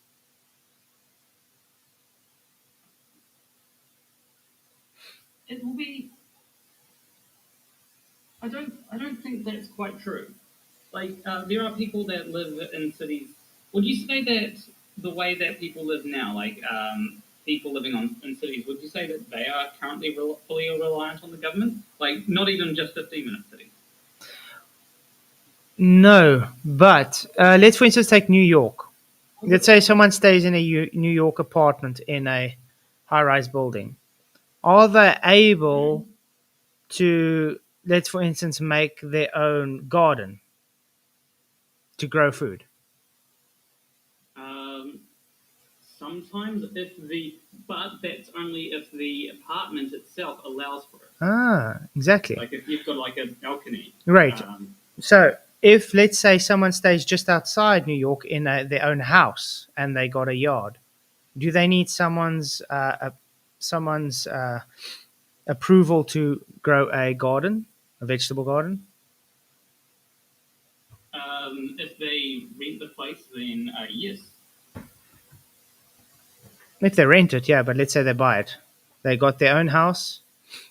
They're living. They got a garden space. Actually, sometimes I just remembered. Sometimes, yes, they do need approval. There's the US has this weird thing that I do not like called homeowners association. Mm-hmm. But you see, but you see my point. The thing is, they clasping down more and more on citizens to make them more dependent on the government. So as soon as everybody's going to move into these 15-minute cities, they're so reliant on the government. They either have to do what the government says, or you can't survive. It's as simple as that. You're literally putting yourself in a box. I wouldn't say that, because the way that a 15-minute city works is the way that regular cities now work, except everything is a lot closer together. If they wanted to outlaw someone growing food in their property, they can already do that. Not really. Why not? Because people still have guns, they still have rights and the Second Amendment. They still are able to be self-proficient. The government's not going to be able to take that away from them. As soon as you are in that 15-minute city, like I said, you are in a box and you're in a building with rules that you have to abide by. And if you don't abide by those rules, then you can't function there. So it's totally different. It's to control. It's literally hurting. It's to control you. They're just tightening the noose more and more. I mean, let's look at the Revolution War then. Let's for instance take a Revolutionary War. Okay, people fought for their rights in the revolution. Correct. Now, how would they be able to do that if they're in 15-minute cities? They've outlawed guns, they've outlawed everything, and all you have is just your apartment and your job that you can go to in 15 minutes. How does making a 15-minute city change the Constitution? Easy. They take away your right to be able to have a right. Because you literally are reliant on the rules of the government. You are reliant. You have no how can I put it, amendments to follow. You have no rights. They take your rights away. And if you've been looking through history of governments, they do take rights slowly but surely away. They make people complacent to not realize they're taking it further and further away. So do you think that if I'm, let's say tomorrow they make a 15-minute city in, I don't know, California. Yeah. Do you think that means that nobody in California abides by the Constitution anymore, or that nobody in that 15-minute city, somehow that 15-minute city can void the Constitution? No. How it works is it takes time. They'll get people to go and move to the 15-minute cities. Everybody's going to move now in those cities. They're going to see all the pros. Oh, great, we're doing great. Eventually, they will be making a mandate to everybody to go to a 15-minute city so that you can be controlled in the new system. So you need to get under a new, the digital currency. You need to have a digital mark for your household. You have to have a job which is in the city. If you don't live in the city, you can't get a job. You understand? So they will outlaw people that are not in the cities, and therefore it will be taking your rights away without you even realizing your rights are taken away, because you are just going to be saying, Well, we still got lights, but we are living under a law that is just taking our rights away. But you're going to see it as free will because you moved there on your That's free will. currently how things work. Though. No, it If isn't. if you live in a place where there are no jobs, then either you have to go on government assistance, Not really. or like try to make it in the woods, or make it off the grid, which some people can do, but good luck with that. You can do off Or grid. you can move to a place where there are more jobs. Yeah, but you see, the difference would be with that is the people that want to have jobs have to go to the 15-minute city. If you don't go to the 15-minute city, you'll be outcast. So therefore, you can't have a job to provide for yourself. It's not hard to put two and two If I together. want a job, I have to go to a place where the jobs are, especially if the Ah, and jobs are usually in cities because that's where more people are located. Hey. So mhm. when more people are located, there's higher demand for jobs, so jobs go there. Exactly. It's just how. Yeah. So, It's like creating. It's like harvesting bees. You take the queen bee and you stick the queen bee in a nest, and all the bees go and harvest towards where the queen bee is. It's called herding. currently work though. No, Cities, yeah, it's been currently work by having all the jobs. majority of the There's jobs, like not no all the jobs, majority. the majority of the jobs. The only difference between 15-minute cities and the way that cities currently are is that in 15-minute cities you don't need cars to get around. You can get to places by a 15-minute walk, which I personally think is a lot better than having to drive somewhere, especially seeing as there's a lot of people that live out in suburbs and they have to have a 2-hour commute into the city to get to their job, or a 1-hour commute, depending on what city it is. Then to get back home, they have to do the same thing, which wastes a lot of time. Well, let's put it this way. Doesn't give you a lot of free time to do what. Well, let's look at it throughout years then. Okay, you've moved now to the 15-minute city, and you have children. Your children start to grow up. They don't know how to drive a car. They don't know how to be self-proficient. All they know is, in this 15-minute city, I have to abide to the rules, go to my job that's 15 minutes away, go to the store that's 15 minutes away, swipe my digital card to get this, and that's it. That's life. Move on, do the same thing. Do they now know how to, let's say, instance, start a fire on their own?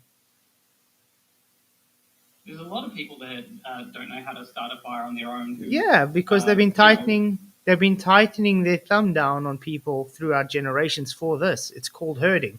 You do it generational because people get more complacent with time. That's why you're taking this so easily it's fine. I see it as a good thing. In the meantime, it's like my example is when you take a row of sheep to a slaughterhouse. All they see is a narrow gate, but it starts off with a large funnel and they get funneled into that and they think, oh, I'm just following the sheep in front of me, and eventually they get slaughtered. It's the same thing. But it's just that's how it currently works. No, it doesn't. People have free choice still now to be able to say, nowadays, listen, yeah, I can learn to drive a car. I can learn to drive a car. I can learn how to shoot a gun. I can learn to go out in the woods and start a fire, do a camp. When you're in a 15-minute city, you won't have any of those rights. You won't know how to drive a car because you're not going to need a car, so you won't learn how to drive. You won't need to have a gun because it will be outlawed. Everybody will be too close connected. You won't need to know anything else than just going to the supermarket, swiping your ID card, and going to your job. That's all you'll know. You won't know anything else. Like so in a 15-minute city, there would still be cars because one of the important, maybe not personal cars as much, but there would still be vans for transporting stuff if you need to do that, like U-Haul stuff.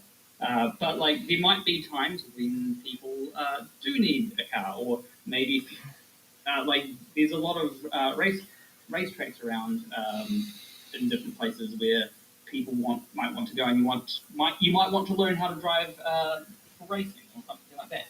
There are always options to learn how to do other things. And 15-minute cities. I'm sure there would be some shooting ranges. and wouldn't those that you be can go to. and wouldn't those be specialized jobs? So not everybody's going to be able to get to do those jobs because congestion charge. I mean, even in London right now, they have things like congestion charges and MOT and stuff because of this. Because there's just too much people for that little space. So, do you not think in the 15-minute city they will have restrictions to say, okay, only 10% of the population is allowed to have a car? It's for Well, the privileged. it'd be something along the lines of congestion charges.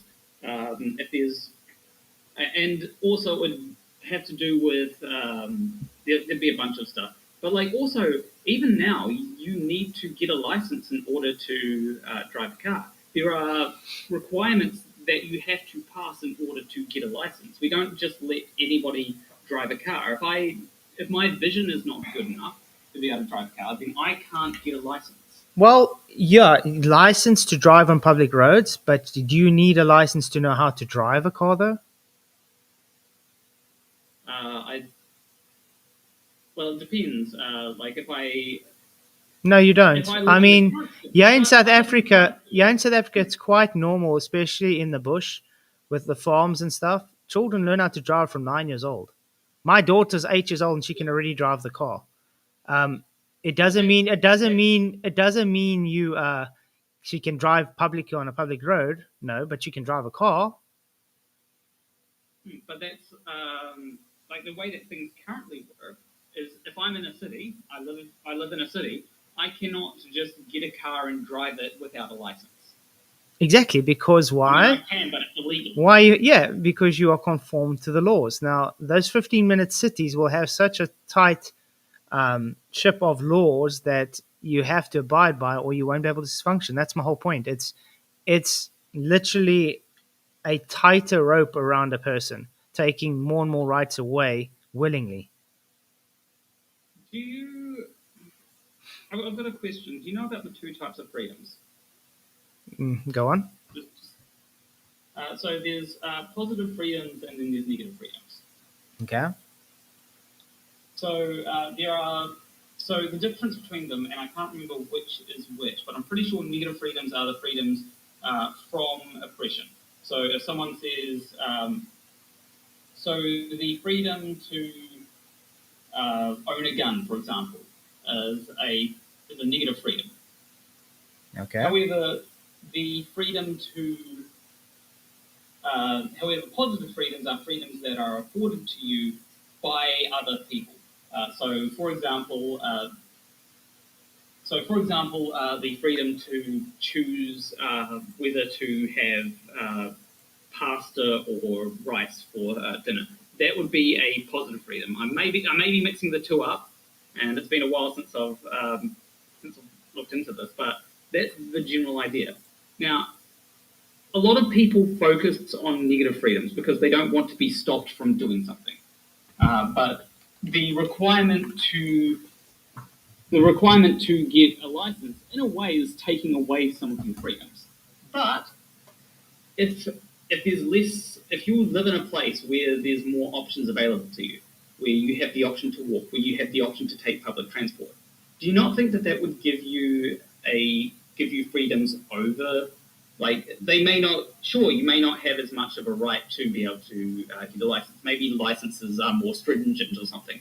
But do you not think that the freedom to be able to do more is a good thing? I think it's got its pros and cons, though. Like I said, you got pros on. What I would do is I would say, let's take what the pros and the cons are and outweigh them.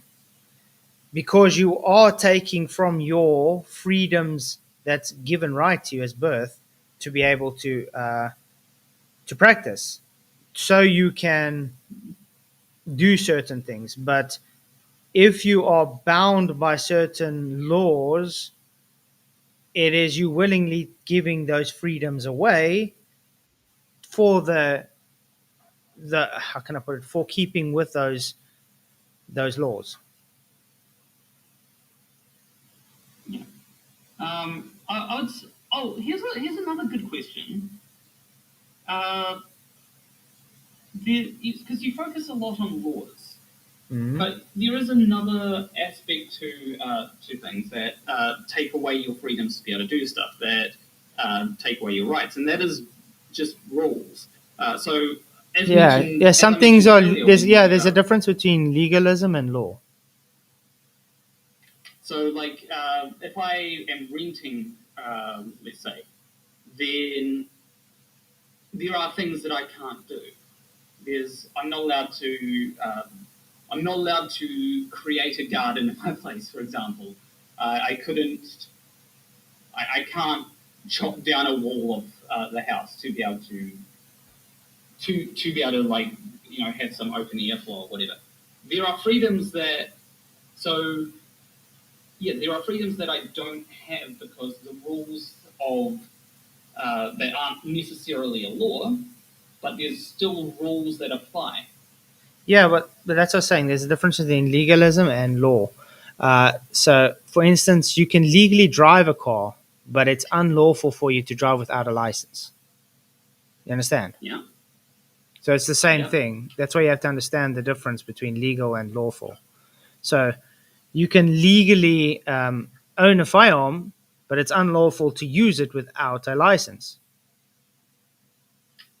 So when it comes to the 15-minute cities, you'll legally be able to own a car, but it won't be lawful because of the permissions to have a car in the city. Understand? So it will still be quote unquote based on you having Second Amendment, but you won't actually be able to because your restriction because you've chosen to stay where you stay. And that's how they legally catch you. What would be the restriction that would be imposed by a 15-minute city that can't be imposed by a regular city on, like, say, owning a gun? Simple. No guns allowed to be able to. No guns are allowed to enter and leave the city. It's unlawful to have a gun, to own a gun, and use it in the city. So no residents in the city will be able to have a gun, except law enforcement. Okay. How would that? Okay. How would a place being a 15-minute city be able to change? Like, because you got to remember, like in the US, you've got this thing called the Constitution, right? Mm-hmm. So if you say no guns can enter the city or something, then I don't see how that is a. I don't, because that very clearly violates the Second Amendment. Clearly. No. Look, And that's what I'm saying. You're legally without allowed to own a firearm. constitution change, You legally are allowed to own a firearm, but it's unlawful to have that firearm in the 15-minute city. wouldn't that be a violation? I'm pretty sure. No, that it won't violate because you are legally Well, then why can't? you legally Why can't city? because that's the law of the city. It's the law of the city. Why can't- That's why when you have different states and they have different laws, they're legal, but they're unlawful in the state. So where you're going to have, sorry, I've got a question. Why can't a city just like let's say LA doesn't want any guns? Couldn't LA say, okay, well, you're not allowed to bring any guns into the city? yeah, and how are they going to They do can that? now. Yeah, but no, but look how wide and big LA is, for instance. Okay, how many privately owned land there is in the city? You're not going to be able to really control anybody. When it comes to the 15-minute city, they're able to control you because you are in, like I said, you like literally in your apartment. You have to scan yourself in and out everywhere. You are kept under the tight rope. And I'm trying to think of what's that movie? Premonition. I think it's Premonition. You know, where they're able to, where they like, what's it? Where they can say this guy's about to break the law before he does it. Have you watched that movie before? I've heard about like ideas about like that, but like I haven't. Well, if you take that idea, okay, it's Minority Report. There we go. Thanks, PJ. Minority Report. So if you take that idea of you're in a city now, the 50-minute city, and you just got your apartment, you are under a set of laws that govern that city, okay? You legally are allowed to have things, but because the laws of that apartment prohibits you from owning it, it doesn't take your Second Amendment away. You can still legally own it, but because you chose to stay there, the law of that apartment means you can't have it. So to have it, so you can still have it if you move out, but because you're staying there, you cannot have it. If you know what I'm trying to say. So if I rent from a private landlord and the tenancy agreement states that I'm not allowed to have any guns in the property, then I wouldn't be allowed to have a gun. And you're saying that would be you can't lawfully fine under the amendment. You can legally under the amendment own a gun, but it would be unlawful based on the tenant's contract.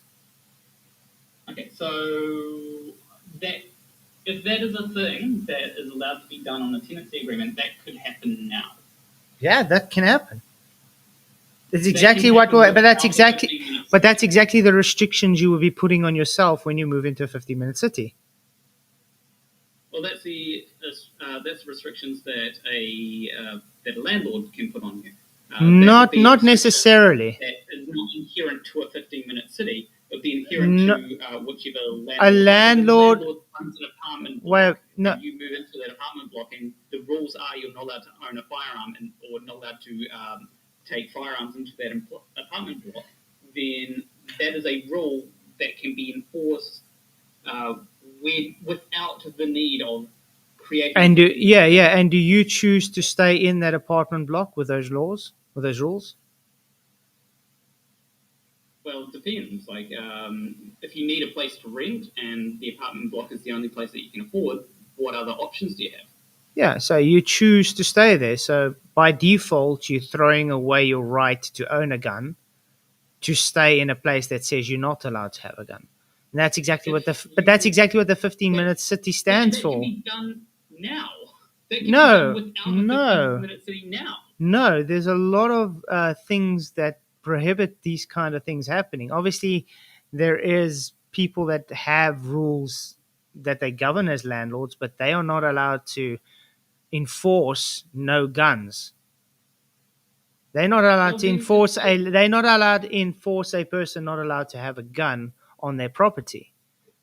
There is no such. That would be going against the Second Amendment. If people enforce it now, then why would they be allowed to enforce it in a 15-minute city? Because the 15-minute city is a close-knit community that they do not want crime. They do not want people to be congested or fit with any problems. So therefore, you will move willingly to your apartment block, take your ID card, which is digital, and everything will be based on digital currency. You use that same card or whatever to swipe, go to the shop, buy your food, go in and out your apartment, go to work. They're able to have tabs on you 24/7. You won't have your own privacy. They'll know if you take a shit in that city. I mean, that's something that already happens. Like, I'm sorry, you can't tell me when I take a shit in my house right now. I mean, your phone might be able to. I don't know if you have a phone, but like if you've got like Google, if you're logged in on to Google, Well, what if my phone's on charge or it's off? Maybe I don't know. But yeah. Like, the thing is, any of those things everything that you've mentioned does not change with a 15-minute city. It does. The difference between a 15-minute city is that you can just get to the supermarket without needing to drive there. You're not forced into driving to the supermarket, which you are in a lot of current cities. And that comes back to my point, though. Let's say you've lived there now a generation. You got your child. Your child has never learned to drive a car because they didn't need to learn how to drive a car. Your child never needed to learn how to use a weapon because they never needed a weapon. And what they're going to do? Oh, wait, you are dependent now to stay there for the rest of your life and your children and children's children and doing whatever the government says you should do. You are now forced because that's all you know. You understand? So you can't expect that person that's brought up without knowing how to use a car, without knowing how to use a gun, without knowing how to build a fire or whatever. They don't know anything else other than their 15-minute city. When they need to now leave the city to actually get somewhere, they can't survive on their own because they don't know what to do. You understand? But like that's the case even now. Like a lot of people don't want to leave where they've been brought up because they feel dependent. They may be dependent on their job that's there. They may be dependent on friends that live there, relationships there, family members there. There's a bunch of stuff that you can be dependent on. I reject this idea that the only thing that you can become dependent on is the government. There are plenty of other things that you can become dependent on, especially like for disabled people. If you are disabled, then there will be cases where you are dependent on another person because maybe you can't get around as easily, or maybe it's difficult for you to go outside for a long amount of time, whatever the case may be. So when it comes to that, there are ways that you can be dependent on another person, and I think that when it comes to 15-minute cities, you're releasing a lot of you're releasing becoming dependent on cars. Nowadays, if you want to, as I said, if you want to get to the store, you need to take a car. You can't just opt out of that. Yeah, and this is what I'm saying. If you look through history, how was it that people, even a few hundred years ago, they knew how to cook their own food, they knew how to grow their own food, they knew how to hunt, they knew how to prepare meat, they knew how to do things that 80% of the population today don't know. Why? Because they're conforming to the modern. You wait. Listen, they're conforming to modernized ways of living. So they are conforming to new laws and legislations that govern them to not need to have those things anymore. So when push comes to shove, they are dependent on the government. That's what a government is there for. So you are dependent on them. The 15-minute city is just another step to being dependent on the government to take experiences and knowledge from away from you, so you can only know what's being taught to you. If you don't have any experience in anything else, you can't do anything. It's like saying, it's like having, for instance, a child living in your house. Okay, they're dependent on you. They can't go get a job. They can't go and buy food. They can't do anything because they're dependent on you as a parent. It's exactly the same. Now, when now in the 15-minute city, you are that child. You can't do anything else because that's all you know. You were brought up in the situation and you are stuck in that situation. If you do not do what they tell you in that city, well, then poor you, you won't survive. It's creating numbness robots. Currently, you will not survive because or maybe you won't. Maybe you will survive in a prison cell. If you break the law, then you go to prison. If you break rules of your tenancy agreement, then you end up on the street, and then maybe you won't survive. But there's rules, and you are already dependent on a lot of things. Like you said about people don't know how to hunt. Of course, a lot of people don't know how to hunt. We're dependent on going to the supermarket for food. Yeah, and let's put it this way. Only dependent on. Yeah, and let's put it this way. Now, would it help that person to know how to hunt if, for instance, let's say the market crashed and they need to provide food for themselves and their family? Would that hunting experience come in handy? Potentially, but if everyone suddenly has to start hunting, well, there's probably going to be some problems with that. The benefit the benefit of society is that not everyone needs to know everything, and I think that's a point that you're missing. Is that when it comes to living in society, you don't need to know how to farm, but someone will. There will always be someone that needs to know how to farm. You won't need to know how to, set up whatever you need. You don't need to know how to program in a society, but there are people that will, and those people can make other people's lives better. You don't need to know how to, operate a checkout. There are people that will need to do that. You don't need to know how to cook, though. It is very beneficial to know how to cook. There are people that can do that for you. That is the benefit of living in a society, is that you don't have to know everything. Yeah, but do you have to live in a 15-minute city to have a society? You don't, but a 15-minute city makes things more convenient. Convenient how? I haven't seen any really good pros that outweigh the cons for a 15-minute city. Okay, here's an idea. Third spaces are a good thing. Do you know what was the idea of a third space? Yeah, like an open plan. Yeah, What's that? like an open plan. No, so the idea is that you've got the first and second spaces are home and work. The third space is another space that people can exist in, like outside of those Social, spaces. yeah, for So, social. like a bar and stuff like that. Mm-hmm.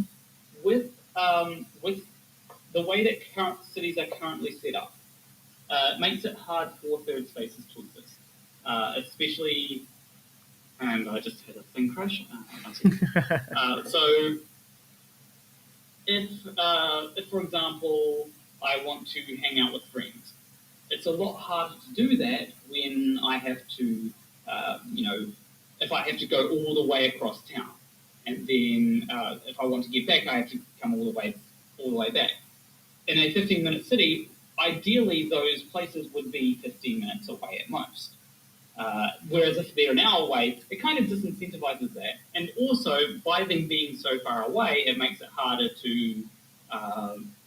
for places to survive when people are disincentivized from going to those places. So a bar, for example, will see less traffic if everyone is further away from that bar and then has to either drive to that bar, find parking, and all that kind of stuff. Whereas if you are really close to it, 5 minutes away, you're more likely to go to it, right? You'll walk to. I've known people that won't go to certain places because they're too far away. I've experienced that struggle, and so that is one benefit, and that is good for social interactions. If you want to interact with people, and being social is really good. It's really good for just being a human. And do you think this will make people lazy? No, I think the opposite. I think people will actually go out more. Well, if you look at there's a city in America, they call it the fattest city in the world or something. They don't walk. They literally sit on mobility scooters and drive everywhere because it's just too much of a mission to walk. And then so they just eat like they want, and they hardly move. They go to their apartment, they sit and go to the toilet or go to the bed again, and then get on a mobility scooter. Then they go to their job, sit at a table, do the same thing. Do you not think this will be the same issue with a 15-minute city, because people will now be discouraged to be able to, take longer walks or do something because it's going to be ingrained to them? Everything is now so close. Why must I bother? I think the problem now is that to get anywhere, you need to drive a car. Not really. You can't walk anywhere. Walking somewhere takes too much time and effort. So people hop in their car. They're not getting the exercise that they would get. If something's a 5-minute walk, then you walk there if you need to go there. If something's a 15-minute walk, like I walk to the supermarket if I need to go to the supermarket. I don't hop in a car and drive there. A lot of people do, and that is worse for health if you get in a car to drive everywhere than it is to walk, obviously. And so I think if people live in 15-minute cities, they'll be more incentivized to walk because walking won't seem like a chore. Okay, I can hop on with that a bit to an extent. Yeah, I think that in general, 15-minute cities actually do help for health.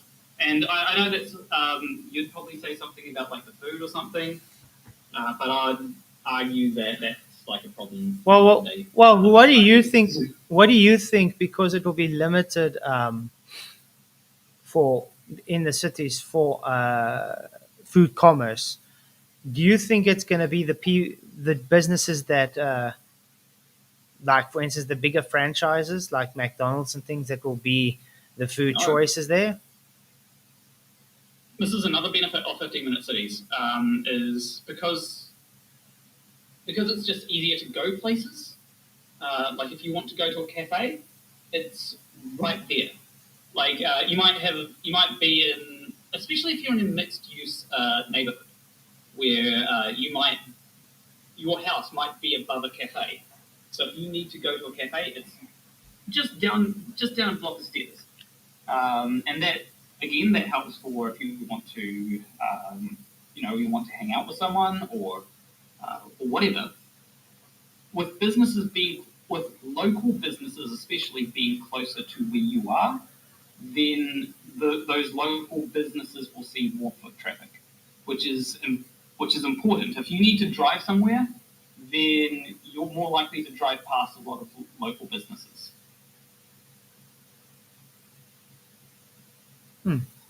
It's interesting. Yeah, I think that there are a lot of benefits from just like things being closer together. Mental health is an important thing. Also,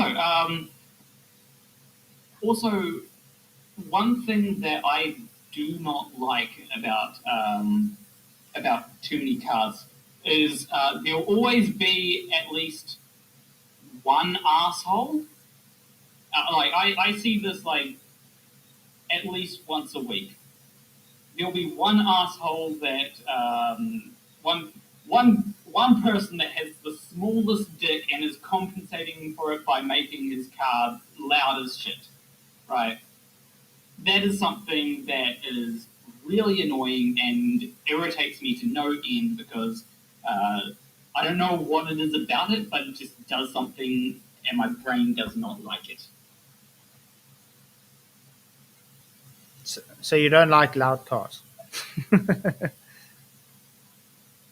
don't like loud cars that are trying to be loud, if that makes sense. Yeah, I was at that stage where I was proud of making my car as loud as possible. Could hear me like 10 kilometers down the road. Yeah, but it's like it is annoying. Like, yeah, the older I've got now, the older I've got, just like yeah, the older I've got now, it's like I've sort of toned down. It's like I don't need that thing anymore. You know what I mean? But when I was younger, it was cool. You know what I mean? It was the Fast and Furious days. You know what I mean? yeah, I get that it like seems cool, but like for me, it's one of those things where it irritates me. There's just something in my brain that when you have a really loud car and you just drive past me, my brain hates that. Like I'll physically react to it. Yeah, it's not for everyone. Like, so that voluntarily physically react. well, then that makes you think. Do you would you roll the like electric car or petrol or combustion cars? Electric cars. Electric. Yeah. So would you like, for instance, like the Tesla itself, self driving autonomous? Do you like that? I'm not a big fan of self-driving. I get that if enough advancements are made, it could potentially be better than a human driver. I just don't like the way that it's currently going, where it's worse than a human driver, and there are ways to just you can put there are vehicles that you can put a cone on, and then you're holding up a bunch of traffic with one car. Mm-hmm. Yeah, the reason I don't like the electric cars though is it's it's actually a lot more. How can I put it? Let's, for instance, take cobalt mining just to do the lithium batteries. It's a lot more. Yeah. It's actually a lot more hazardous doing that, and it costs more to do that, and it hurts the environment more than what it does just for 10 years of combustion driving. You know what I mean? And it sounds cooler. Combustion cars sound much cooler than just that normal. You know what I mean? I do like, because I've been in a car that's a hybrid. Yeah. I like how quiet they are, and how you can be at lights, and Yeah. and you will just be peace rather than you hearing the engine of the car. Yeah, I mean, I do like that, but I do agree with you to a point about the whole, the need to mine cobalt. It's not great for the environment. Like cars in general, the production of cars in general is not great for the environment, as well as the fact that a lot of places, their electricity creation is from just burning fossil fuels. That's also not good for the environment.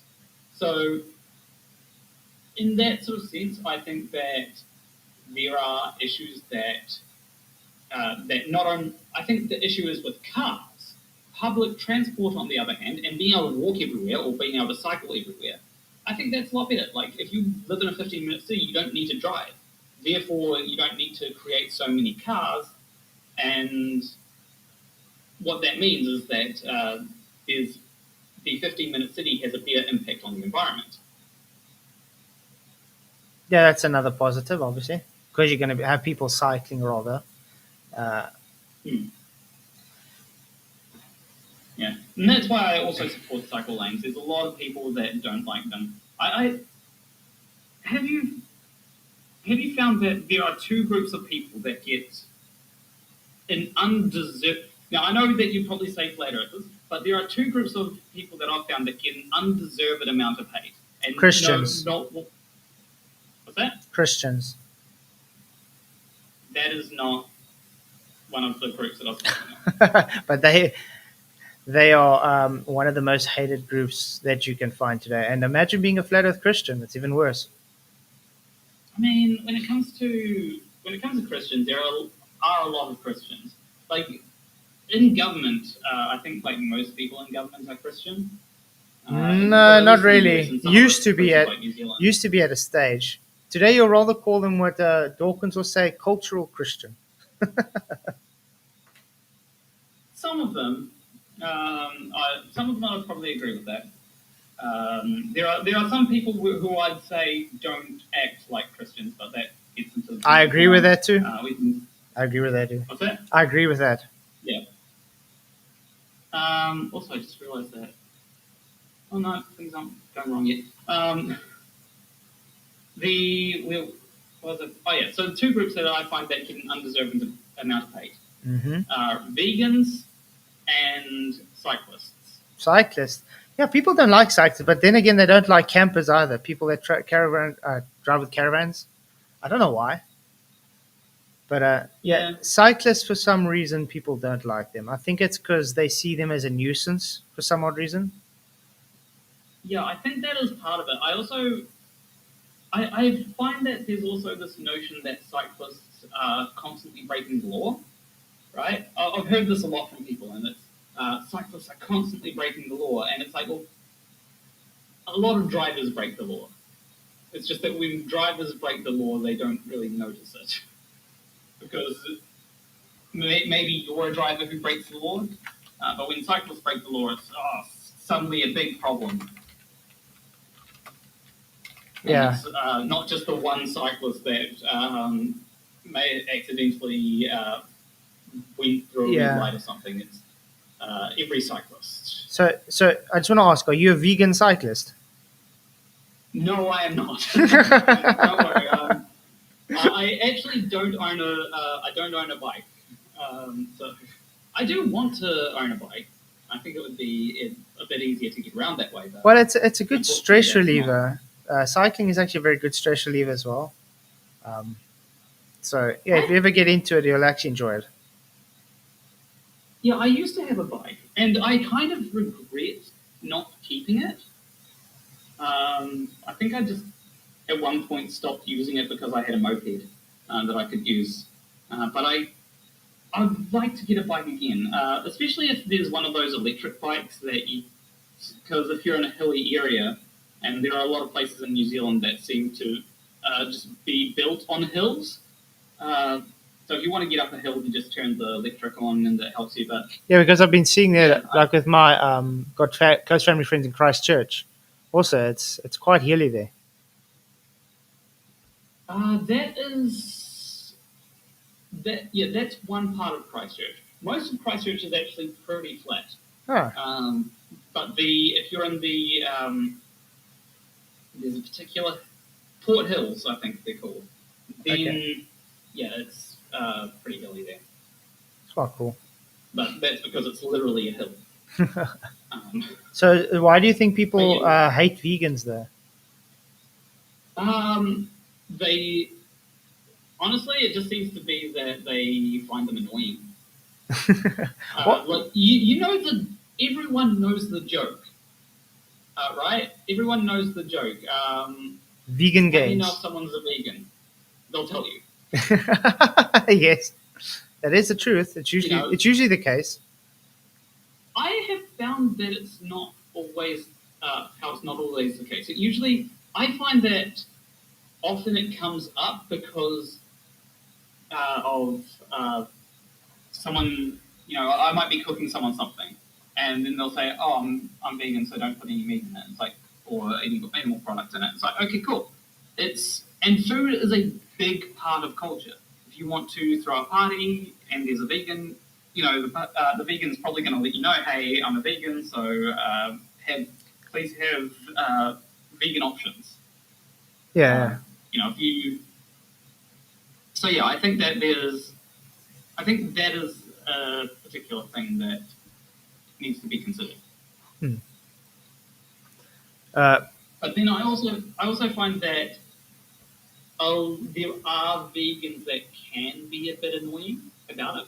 mhm. Like seriously, there are. Yeah, you've- I don't have an issue Sure. specifically with vegans. I just have an issue when they try and push it on other people and say, it's wrong if you, for instance, like you get people that are carnivore, they go on the carnivore diet, and then you get the Yeah. vegans that are like calling them the most evil people on the earth. You know what I mean?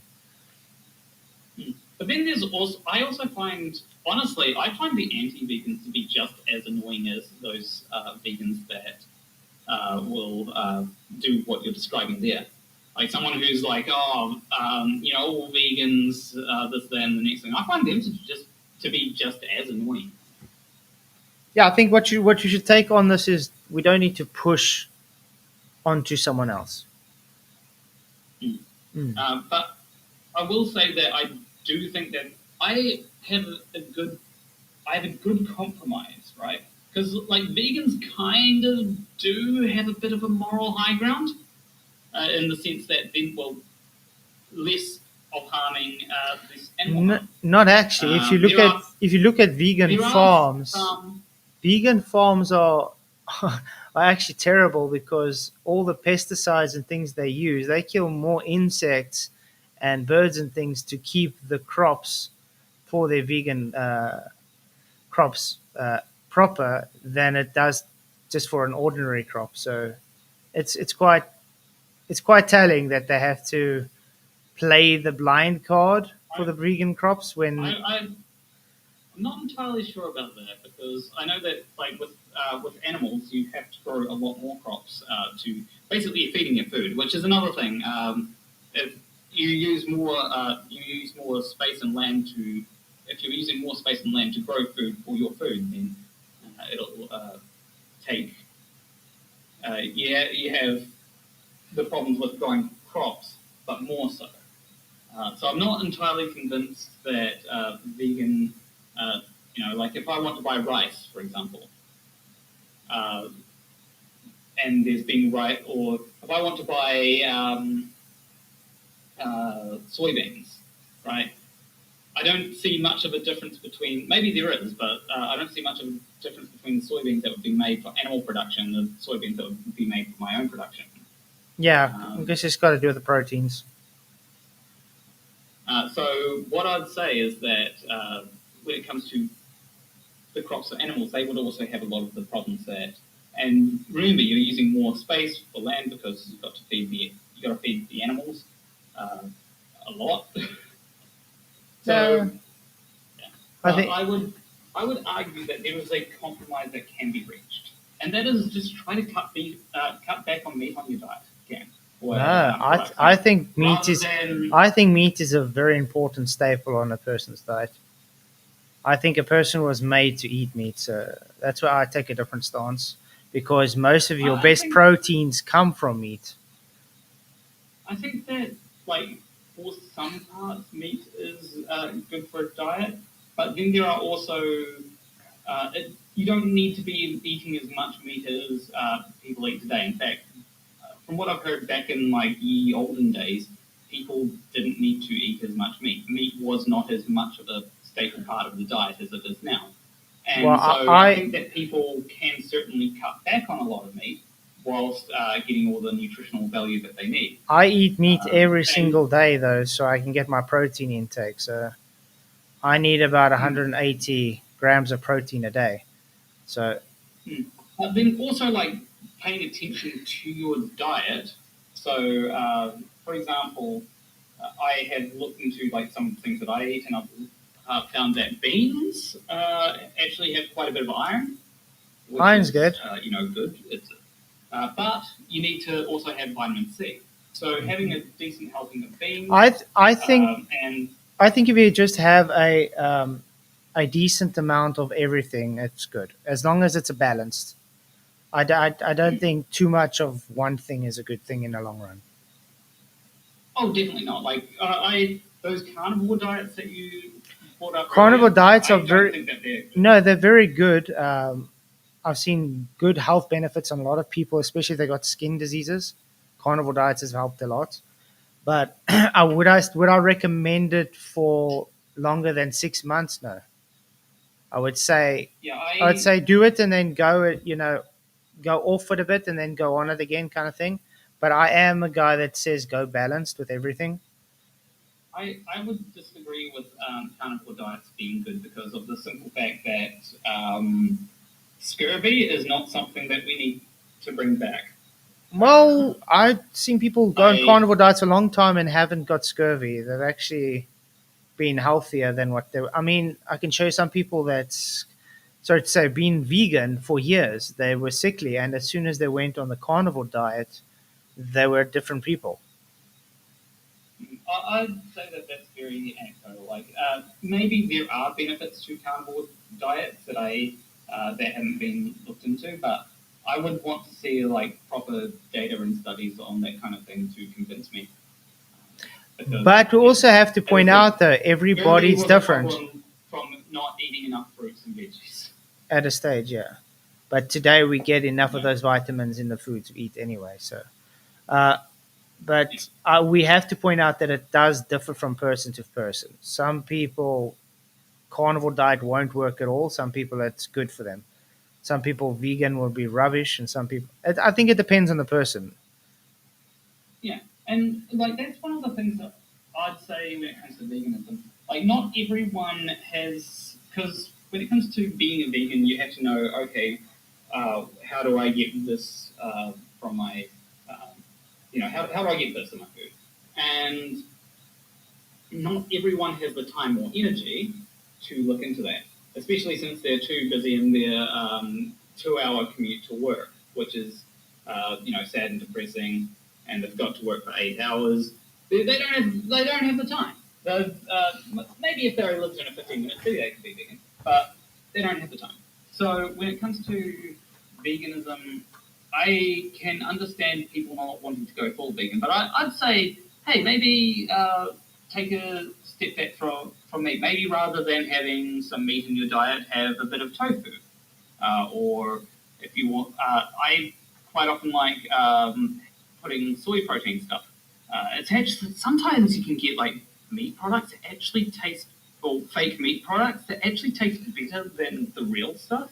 I Like, think it depends though, but it's usually expensive. I've eaten a vegan sausage before that was actually very good, but the majority of the vegan stuff I've tried, it's no, it's very bland.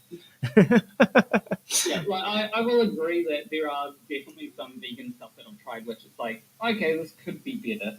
But then there are times, and generally the more expensive stuff has been the better stuff, and it's usually more expensive than meat. That is something that needs to be sorted. They need to sort out. Though that's more of a capitalism thing. I'm not sure that vegans can advocate for people to lower their prices too much. But I would say that yeah, like there are things like the impossible patties that you can get, or the impossible Whoppers from Burger King that you can get. That they just taste better than the real thing. In that case, it's the meat that's bland. Yeah. What's the weirdest meat you've ever eaten? Okay, that is a good question. I believe I've had lamb's frying bacon before. That's quite good. So that's that, but that's like a very common thing. Yeah. Probably either cow heart or there's these sweetbreads, I think they're called, that are glands from the sheep's neck. Okay, interesting. Yeah, you should come to South Africa sometime. You can try yourself some giraffe or crocodile or kudu I've had kangaroo. or snake. Kangaroo. I heard kangaroos taste sort of like snake. Yeah, I can't remember what they tasted like, but I have had kangaroo before.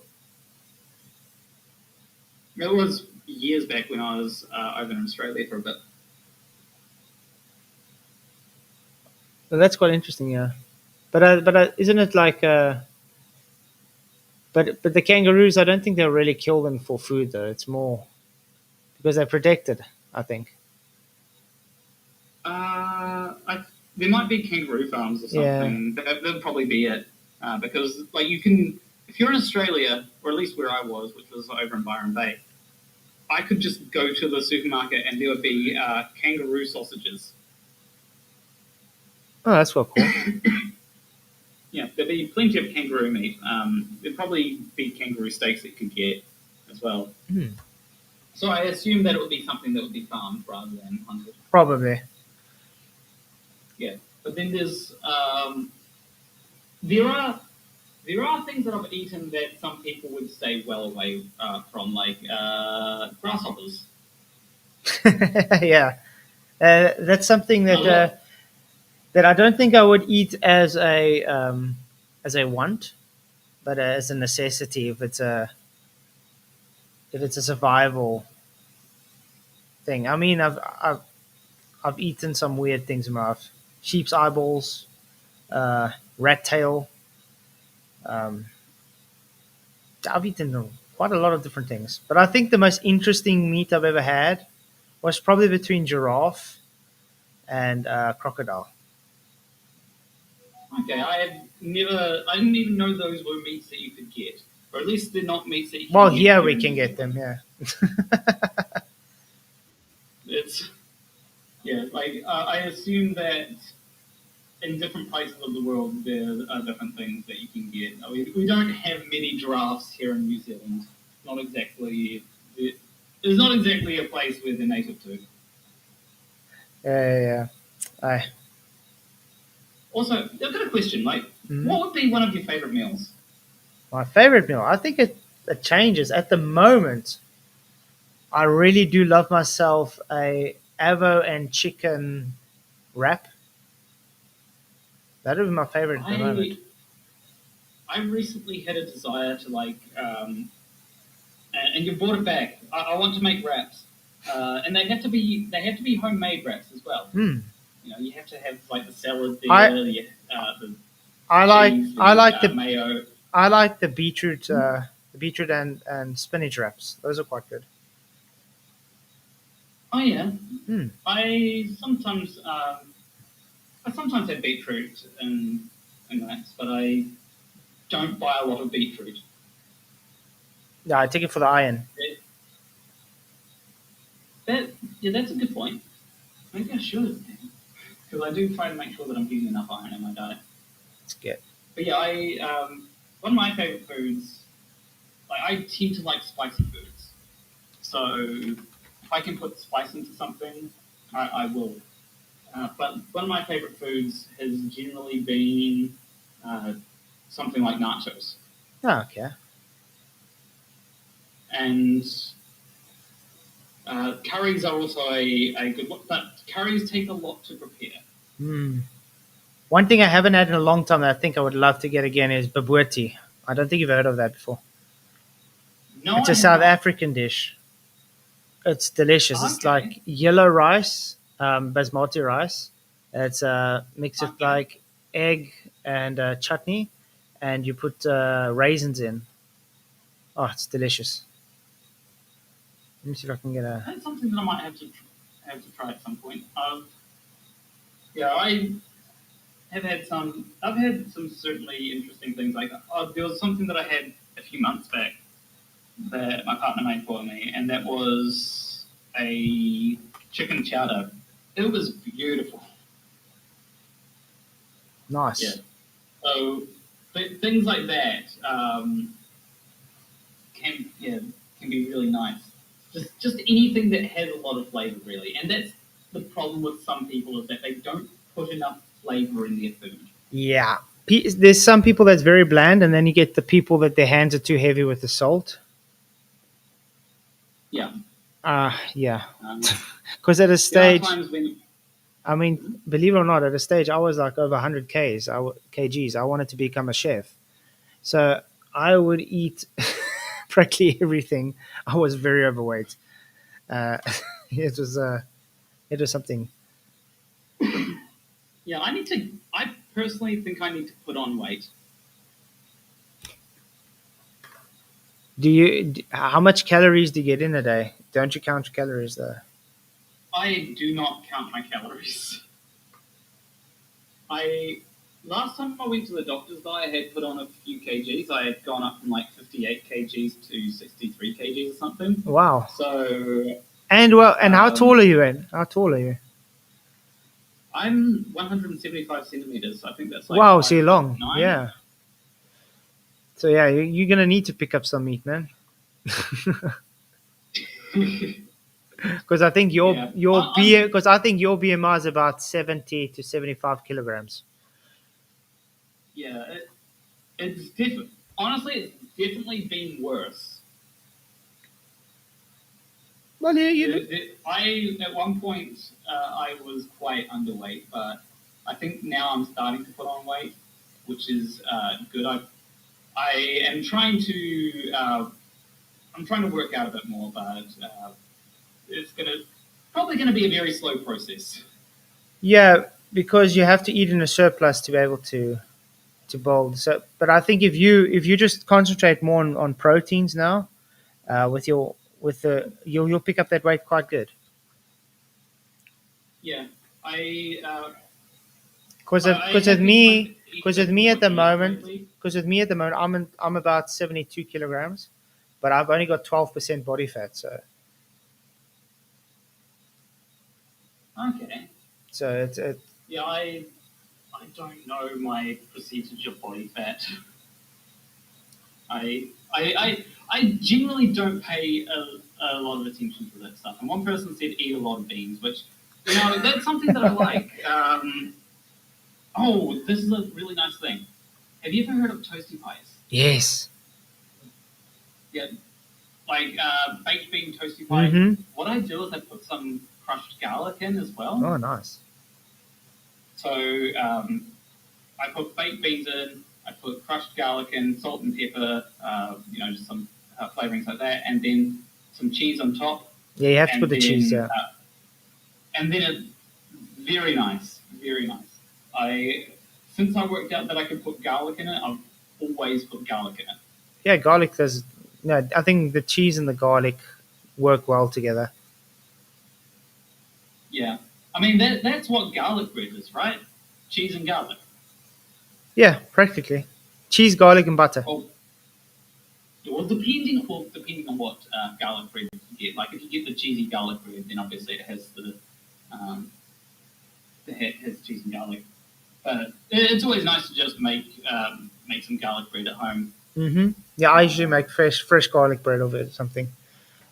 Even like when Yeah. I make pizza for the children, I usually make our own pizza. I just like it fresh.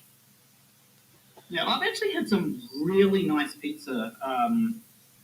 Unfortunately, one of the nice pizzas that I had, I probably threw up a bit of because of had some issues the next day. But I think I later had a pizza that I found to be quite nice, and that was made by the same person.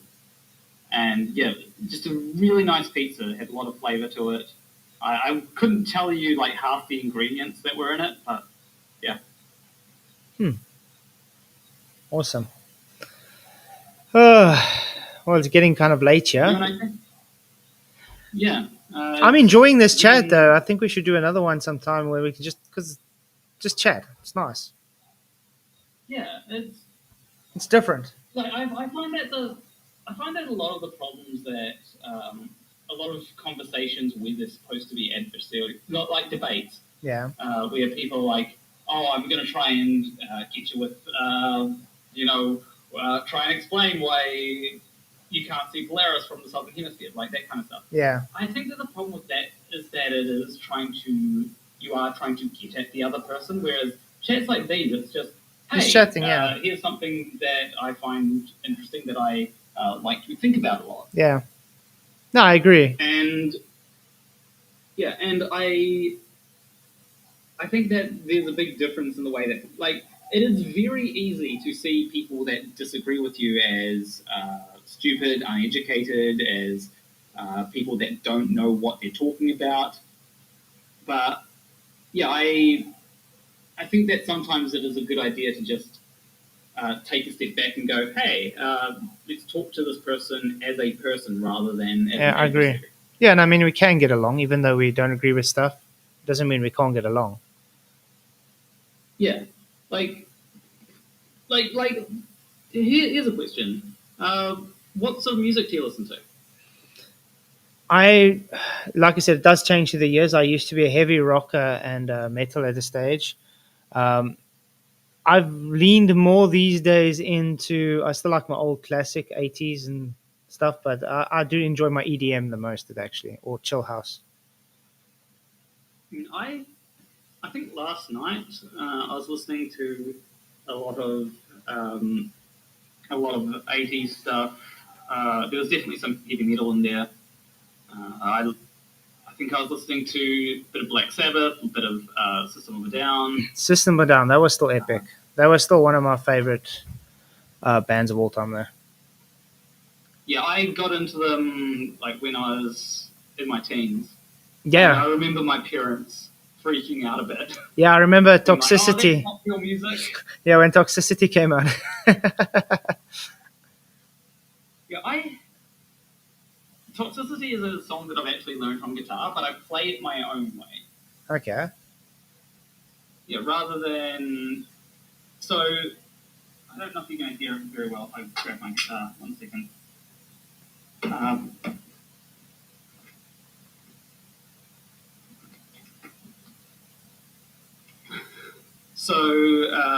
Like the way that it's meant to be played, and I do start off playing it the way that it's meant to be played, is like this.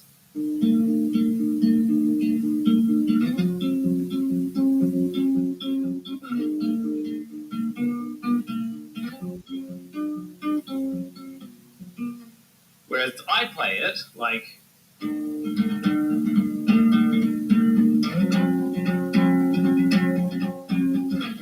Yeah, yours sounds more chorus-like. Yeah, yours sounds more chorus-like. But that was still one of the songs. I loved it. Yeah, I There's a few that I really liked at times. I know that I got really into BYOB at one point. Mm-hmm. I have listened to plenty of different variations of that. Same with IEAIAIO. Mm-hmm. That's another one. It's just got such an interesting rhythm. And You see, I like the style of System of a Down. I think that's what caught my attention to them. yeah, a lot of their songs are very different. Like, Yeah. you can, like, steal this album, for example, you can have songs like Roulette on it, which comes completely out of nowhere. It's just like an acoustic, an acoustic jam, and then All of a sudden, a highway song. I don't know if you've ever watched. It's a YouTuber, Moon. Oh, what's the guy's name? Moonroach, whatever. He does a lot of Moonage Productions. Yeah, that guy. Yeah, Brilliant. Does like things in the style of System of a Down. Like Yeah. He changes he changes what if, for instance, ABBA wrote. Yeah. I saw the. I think it was System of a Down wrote "Toxic" by Britney Spears. I think it was. But that guy's good. And yeah, and it's just like I know that like people that are fans of the original won't like the System of a Down version, but I was listening to it. I liked it. This is pretty good. This is the sort of music that I like listening to. Yeah, no, he's good. He's got a good talent. Yeah, I like when people take a song that I like and do an interesting variation on that song. Yeah. Like, I've actually done that with. To be fair, this was part of a course, but I did that with with Cocaine by. It was originally written by J.J. Cale and then covered by Eric Clapton. And I made a bit of a heavier version because I had access to a studio and all that. And unfortunately, the drums didn't sound that great. Yeah. Except for the what I forgot the name of them. I think it's the tom-toms. Those drums. Those sounded really good. I think I got the right mics for them, but everything else, like the snare drum, just doesn't sound. It sounds a bit off. Yeah, it's usually the hi-hats. It's usually the hi-hats and the snares that don't. Yeah. Also, the hi-hats were sounding off. Mm-hmm. But the when I had fills, people were like, those fills sound amazing. Everything else sounds like shit. But and it was a fun experience though. So what instrument would you prefer playing, drums or guitar? I am a lot better at guitar than drums. I do not play drums enough to have gotten good at it at all. Yeah, it takes a lot of practice.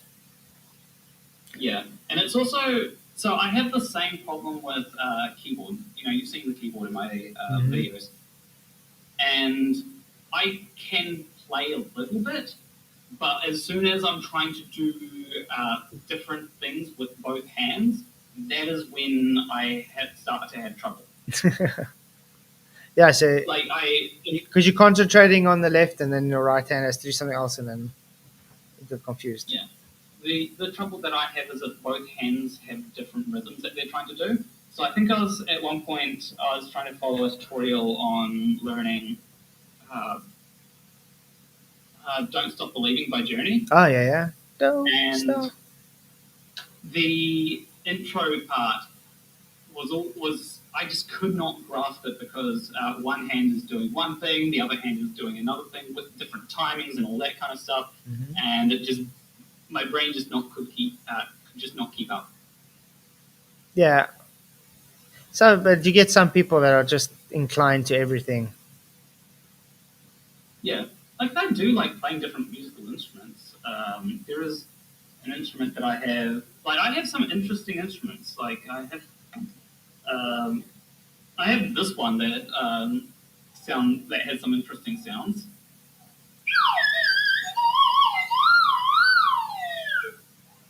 Interesting. It's a slide whistle. And then I have like some wood blocks. I have a triangle, well, which I'm sure I can find a use. Ah, so you were one of Not a those. lot of You were one songs. of those kids in the band who were standing with the triangle going ding. No, that if I eventually form a band, that's going to be like one of my roles. It's just like to it's just like ding the triangle every so often. Yeah, But then I'll still play the guitar because like I like my rhythm guitar. I'm not nice. that good at lead, and also I find that. So I think one of the reasons why I do a lot of rhythm guitar is because I did busking for a while, and I've found that when you're busking, you have to constantly have a decent amount of sound. You can't just have some time where you've got downtime in the track. Yeah. Whereas with like lead guitar, if you're playing if you're doing like pretty intense stuff with lead guitar, it's like sure it sounds epic, and you can make it sound really good if you're doing like fingerstyle stuff, but for the most part it just sounds a little bit empty. It sounds like it's missing something, especially if you have been playing rhythm guitar. Well, yeah. Well, do you prefer acoustic or electric? I actually so I used to prefer electric, but nowadays I think I prefer acoustic. Yeah, I think it depends on the mood though, because Oh, definitely. I used to love playing with my PV. So, but what's nice is the PV I could actually get an acoustic sound out of it if I really wanted to. Uh, Yeah. but I yeah, think with acoustic, it has a bit of a charm that you can't quite capture with electric. I yeah, also know that like if you were to play a metal song on acoustic, you can give it a completely different feel that you don't. yeah. Get But on electric. the acoustic has like a raw drum to it, where electric guitar doesn't. It has that almost bassy raw. You know what I mean?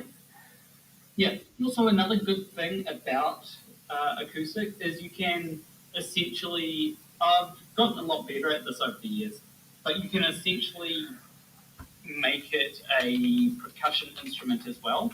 I think Ed Sheeran does this a lot. Why is my throat so itchy? Um, Ed Sheeran will often use percussion things or use the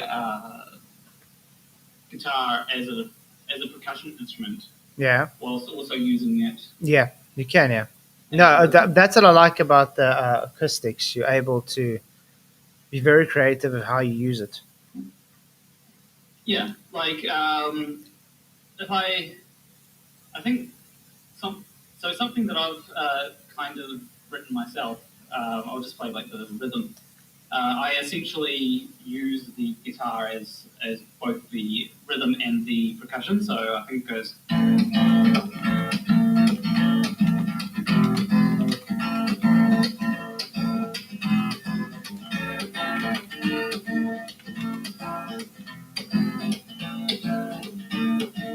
Nice. Now you should play Sultans of Swing. Uh, it's been a while since I played that one. Oh,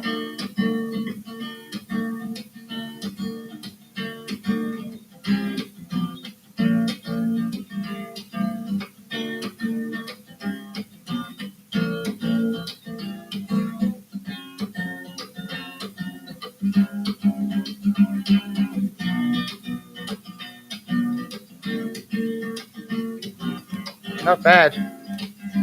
Something Not like those lines. not bad. You're just gonna have to set your E string. It's a bit out.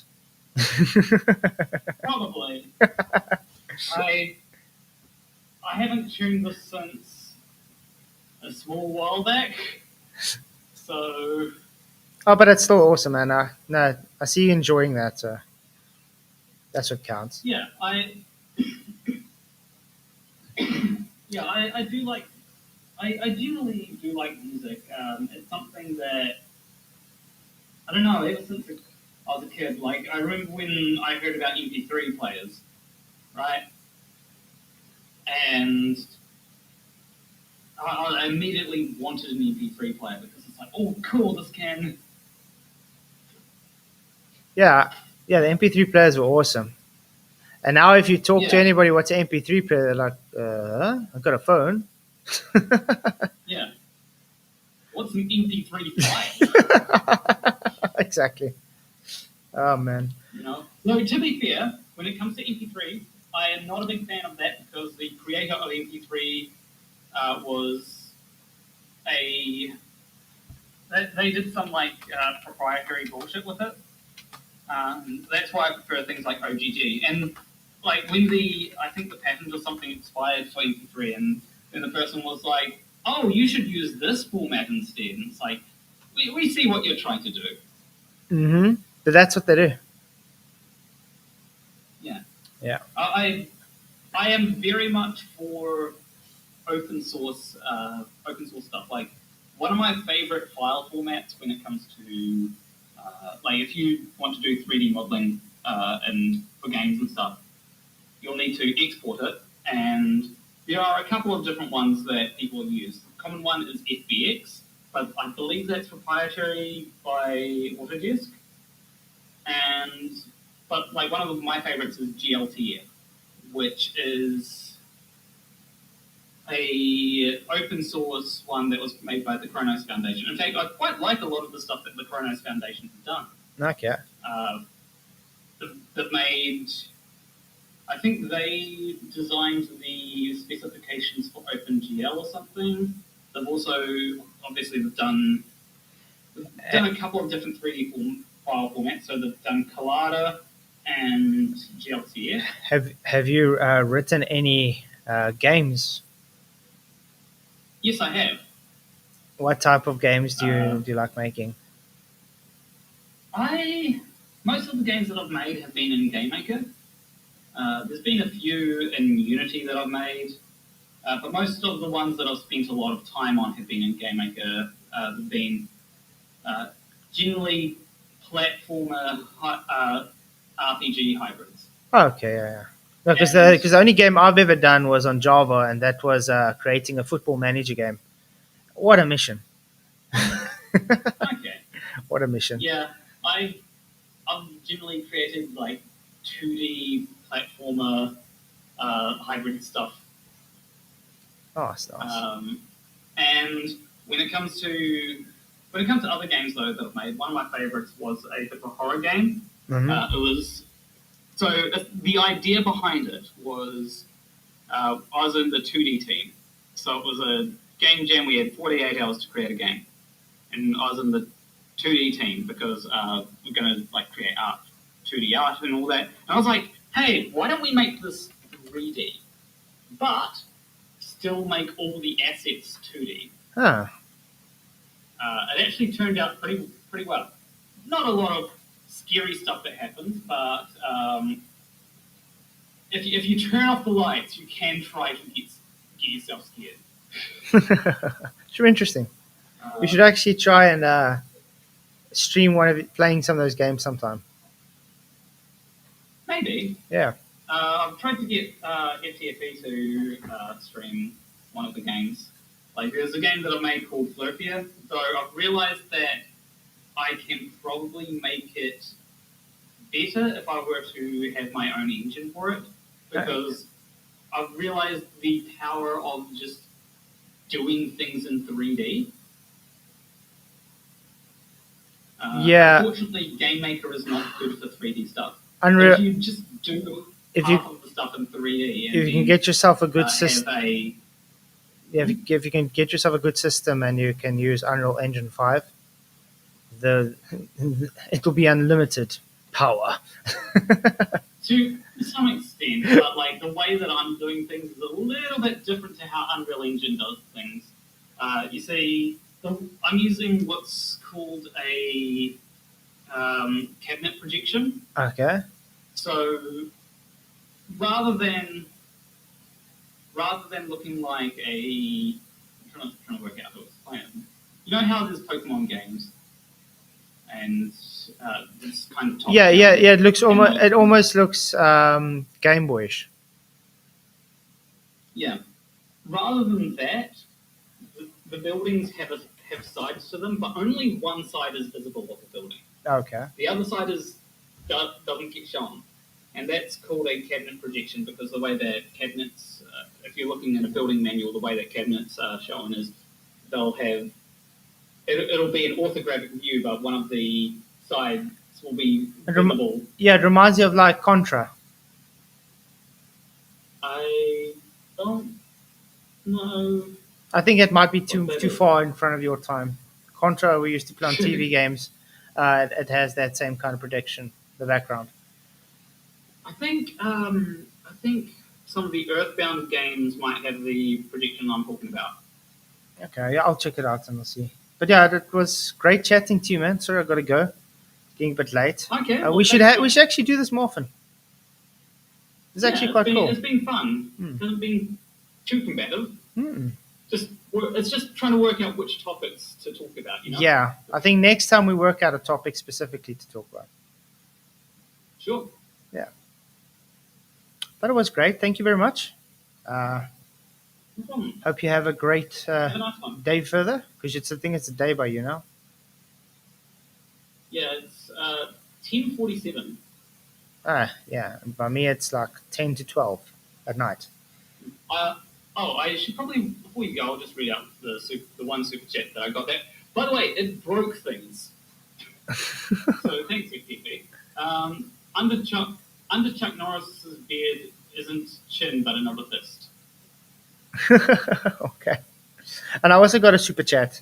Thank you, Roger Leto. It says, play old school Hollywood. Ooh. Oh, I don't know that one on guitar. But that would sound cool, though. Yeah. But yeah, I appreciate the chat, man.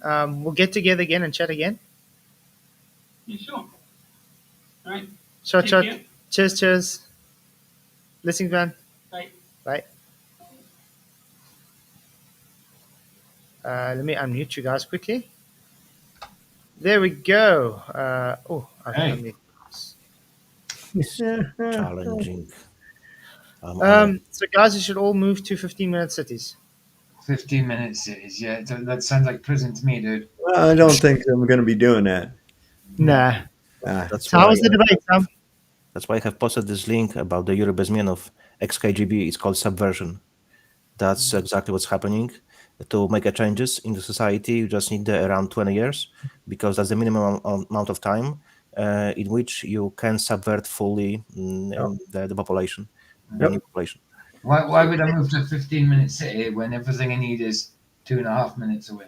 Yeah, but that's I'll rather agree to disagree with him. Yeah, definitely. Because history shows definitely a herding mentality. People are complacent, and they willingly giving their rights little for little away. Well, man, I don't have to accommodate your fear. Yeah, man, I just bow to you. You kept position, all the time. You were nice and so on. I wouldn't be able to do it, man. I just wouldn't be. This must be the day for it. I do actually enjoy chatting with him. To be honest, I do enjoy it. Listen, it's got to be the day for it, Flatzoid. I had a similar experience on mine. I think that is the first time I've ever had a Glober come on, have a debate, not get triggered, flipped out, lose their mind, start calling names or anything else like that, and actually consider your points.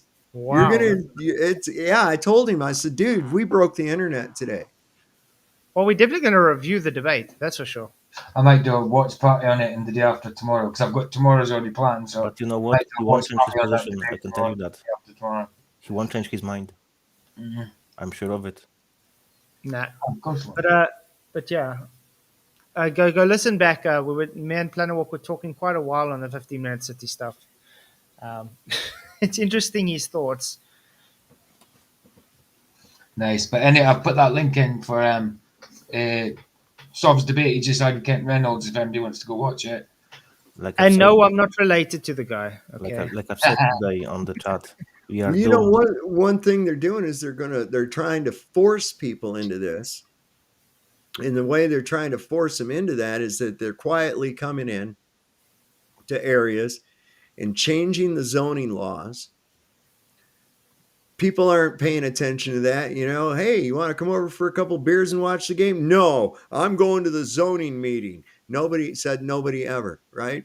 And so they're putting in all these little things like that incrementally. And then what they do is they'll go in and do like in Paradise or in Hawaii and burn the entire thing out or destroy it somehow. And it's now set up to where the people have to follow the new zoning regulations, and it's next to near impossible for them to rebuild. But that's okay because we got this little tiny house over here for you with a little 15-minute city. Everything's convenient. You won't have to go anywhere, blah, blah, blah. There you go.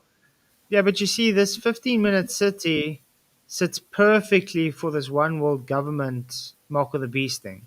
Yes, Perfectly. but it's only part of the agenda. I don't know if you are aware, but there is a new constitution signed by the USA, Canada, and Mexico, which will get rid of American constitution in the same way as Union European, the same for the Africa. So Yeah. there will be like a 7 major, let's say, new countries created. Like 7 horns of a beast? Yep. Oh. Yep. It's already signed. It was by what was the president? Clinton. Clinton signed it, and Trump confirmed it. The same as no high law. Yeah. So we don't hear it, but it's the truth. Old Trumpy going to come in there leading the way with a torch, baby. I'm telling you right now, this Yep. guy, it's out of the was- frying pan into the fire. So they set up this match between a muscular dystrophy patient and Mike Tyson. And, and I'm talking about Trump versus Harris. I mean, come Yes. on, really. That would it go any other way? Come on, let's get real It here. couldn't. So But he they was. herded everybody into the shoot that they wanted. Mhm. And here comes old Trumpy with MIGA. We're going to make And, Israel great again. And he ain't was- going to lock a motherfucker up at all. Sorry He about was that. 45th president and 47. Yeah. That's let's see, 9/11. 4 and 5 is 9. Yeah, 11. I was just going to say 9/11. It's all in Did plain you- sight, you know. Did you see Chuck's video that I think he put on yesterday or the day before, where they actually made like for the third temple, they made like coins with, Oh yes. Donald Trump. He's the picture Messiah. on it. Yeah, of course. Yeah. I What, think he's it's a much Messiah. more.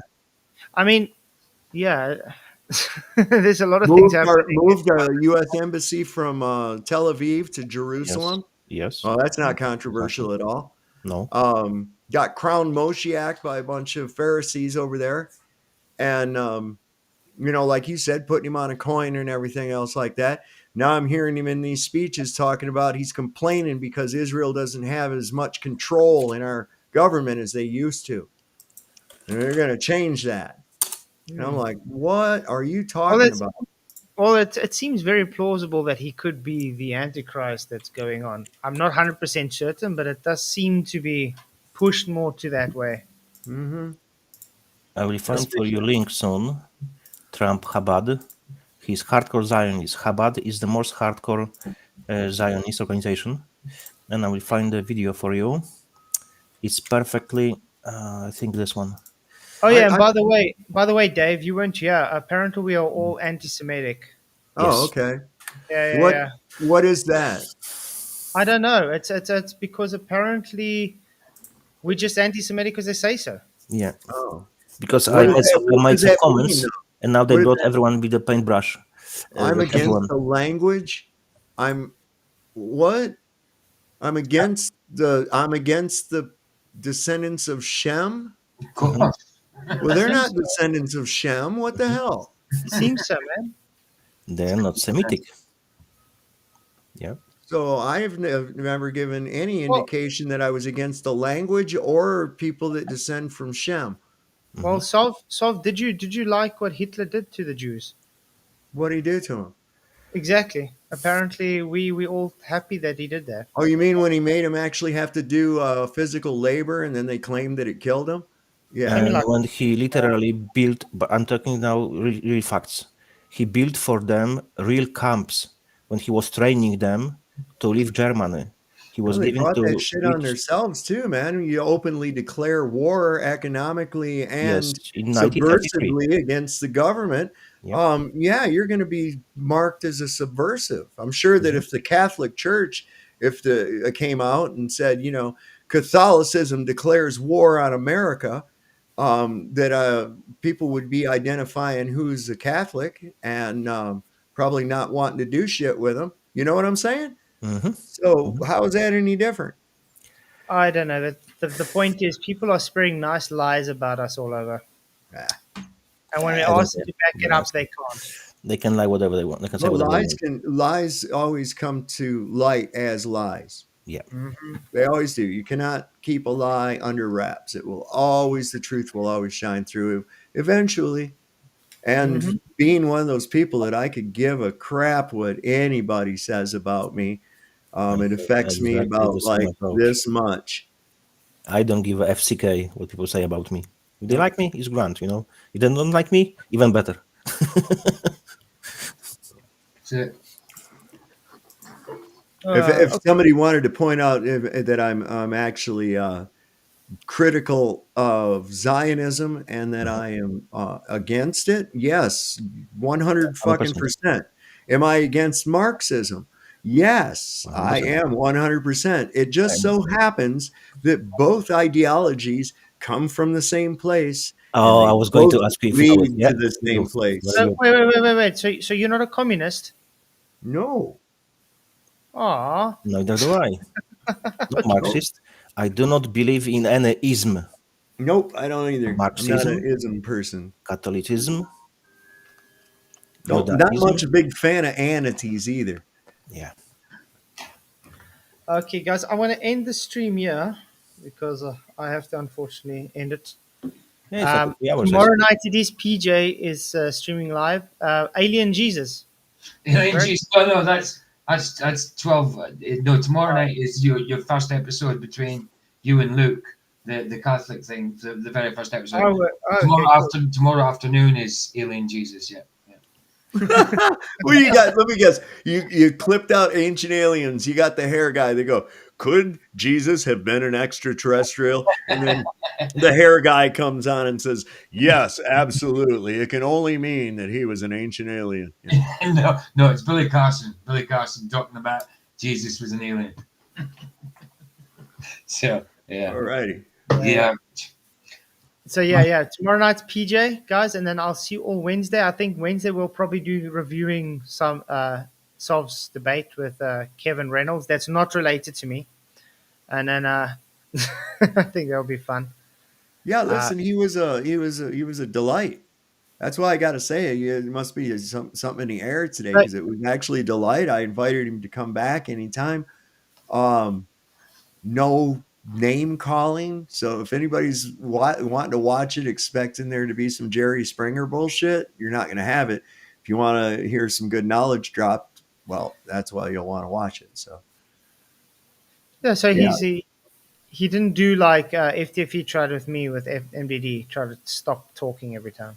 no, Cool. no, no. But you see, that's when it comes to me where I think you get someone that is honest and someone that doesn't want to be honest. Because it doesn't matter what you present to an anti-flat earther, they've made up their mind, and that's Well, why they act the way they do. With he sent me this afterwards. I said that went extremely well. Thank you. He said agreed and thank you. He said you made some very intelligent points. And on the thing, he says you've given me some things to think about and to look into, And I'm like, okay, cool. That there again, there was some openness took place there. And I could tell that he actually did start to question his own beliefs based on what I was saying, even when I he say hadn't very good job openly then. said such a thing, which is exactly what the point of what I do is. and that's You know? honesty. Yep. You see, and that's honesty. Exactly. Okay, guys. So bye bye. See you all Wednesday or tomorrow on PJ, and then Wednesday. Many many blessings, and may the pressure be with you. Bye bye. Good night, everyone. Godspeed. Crafted signs of the divine.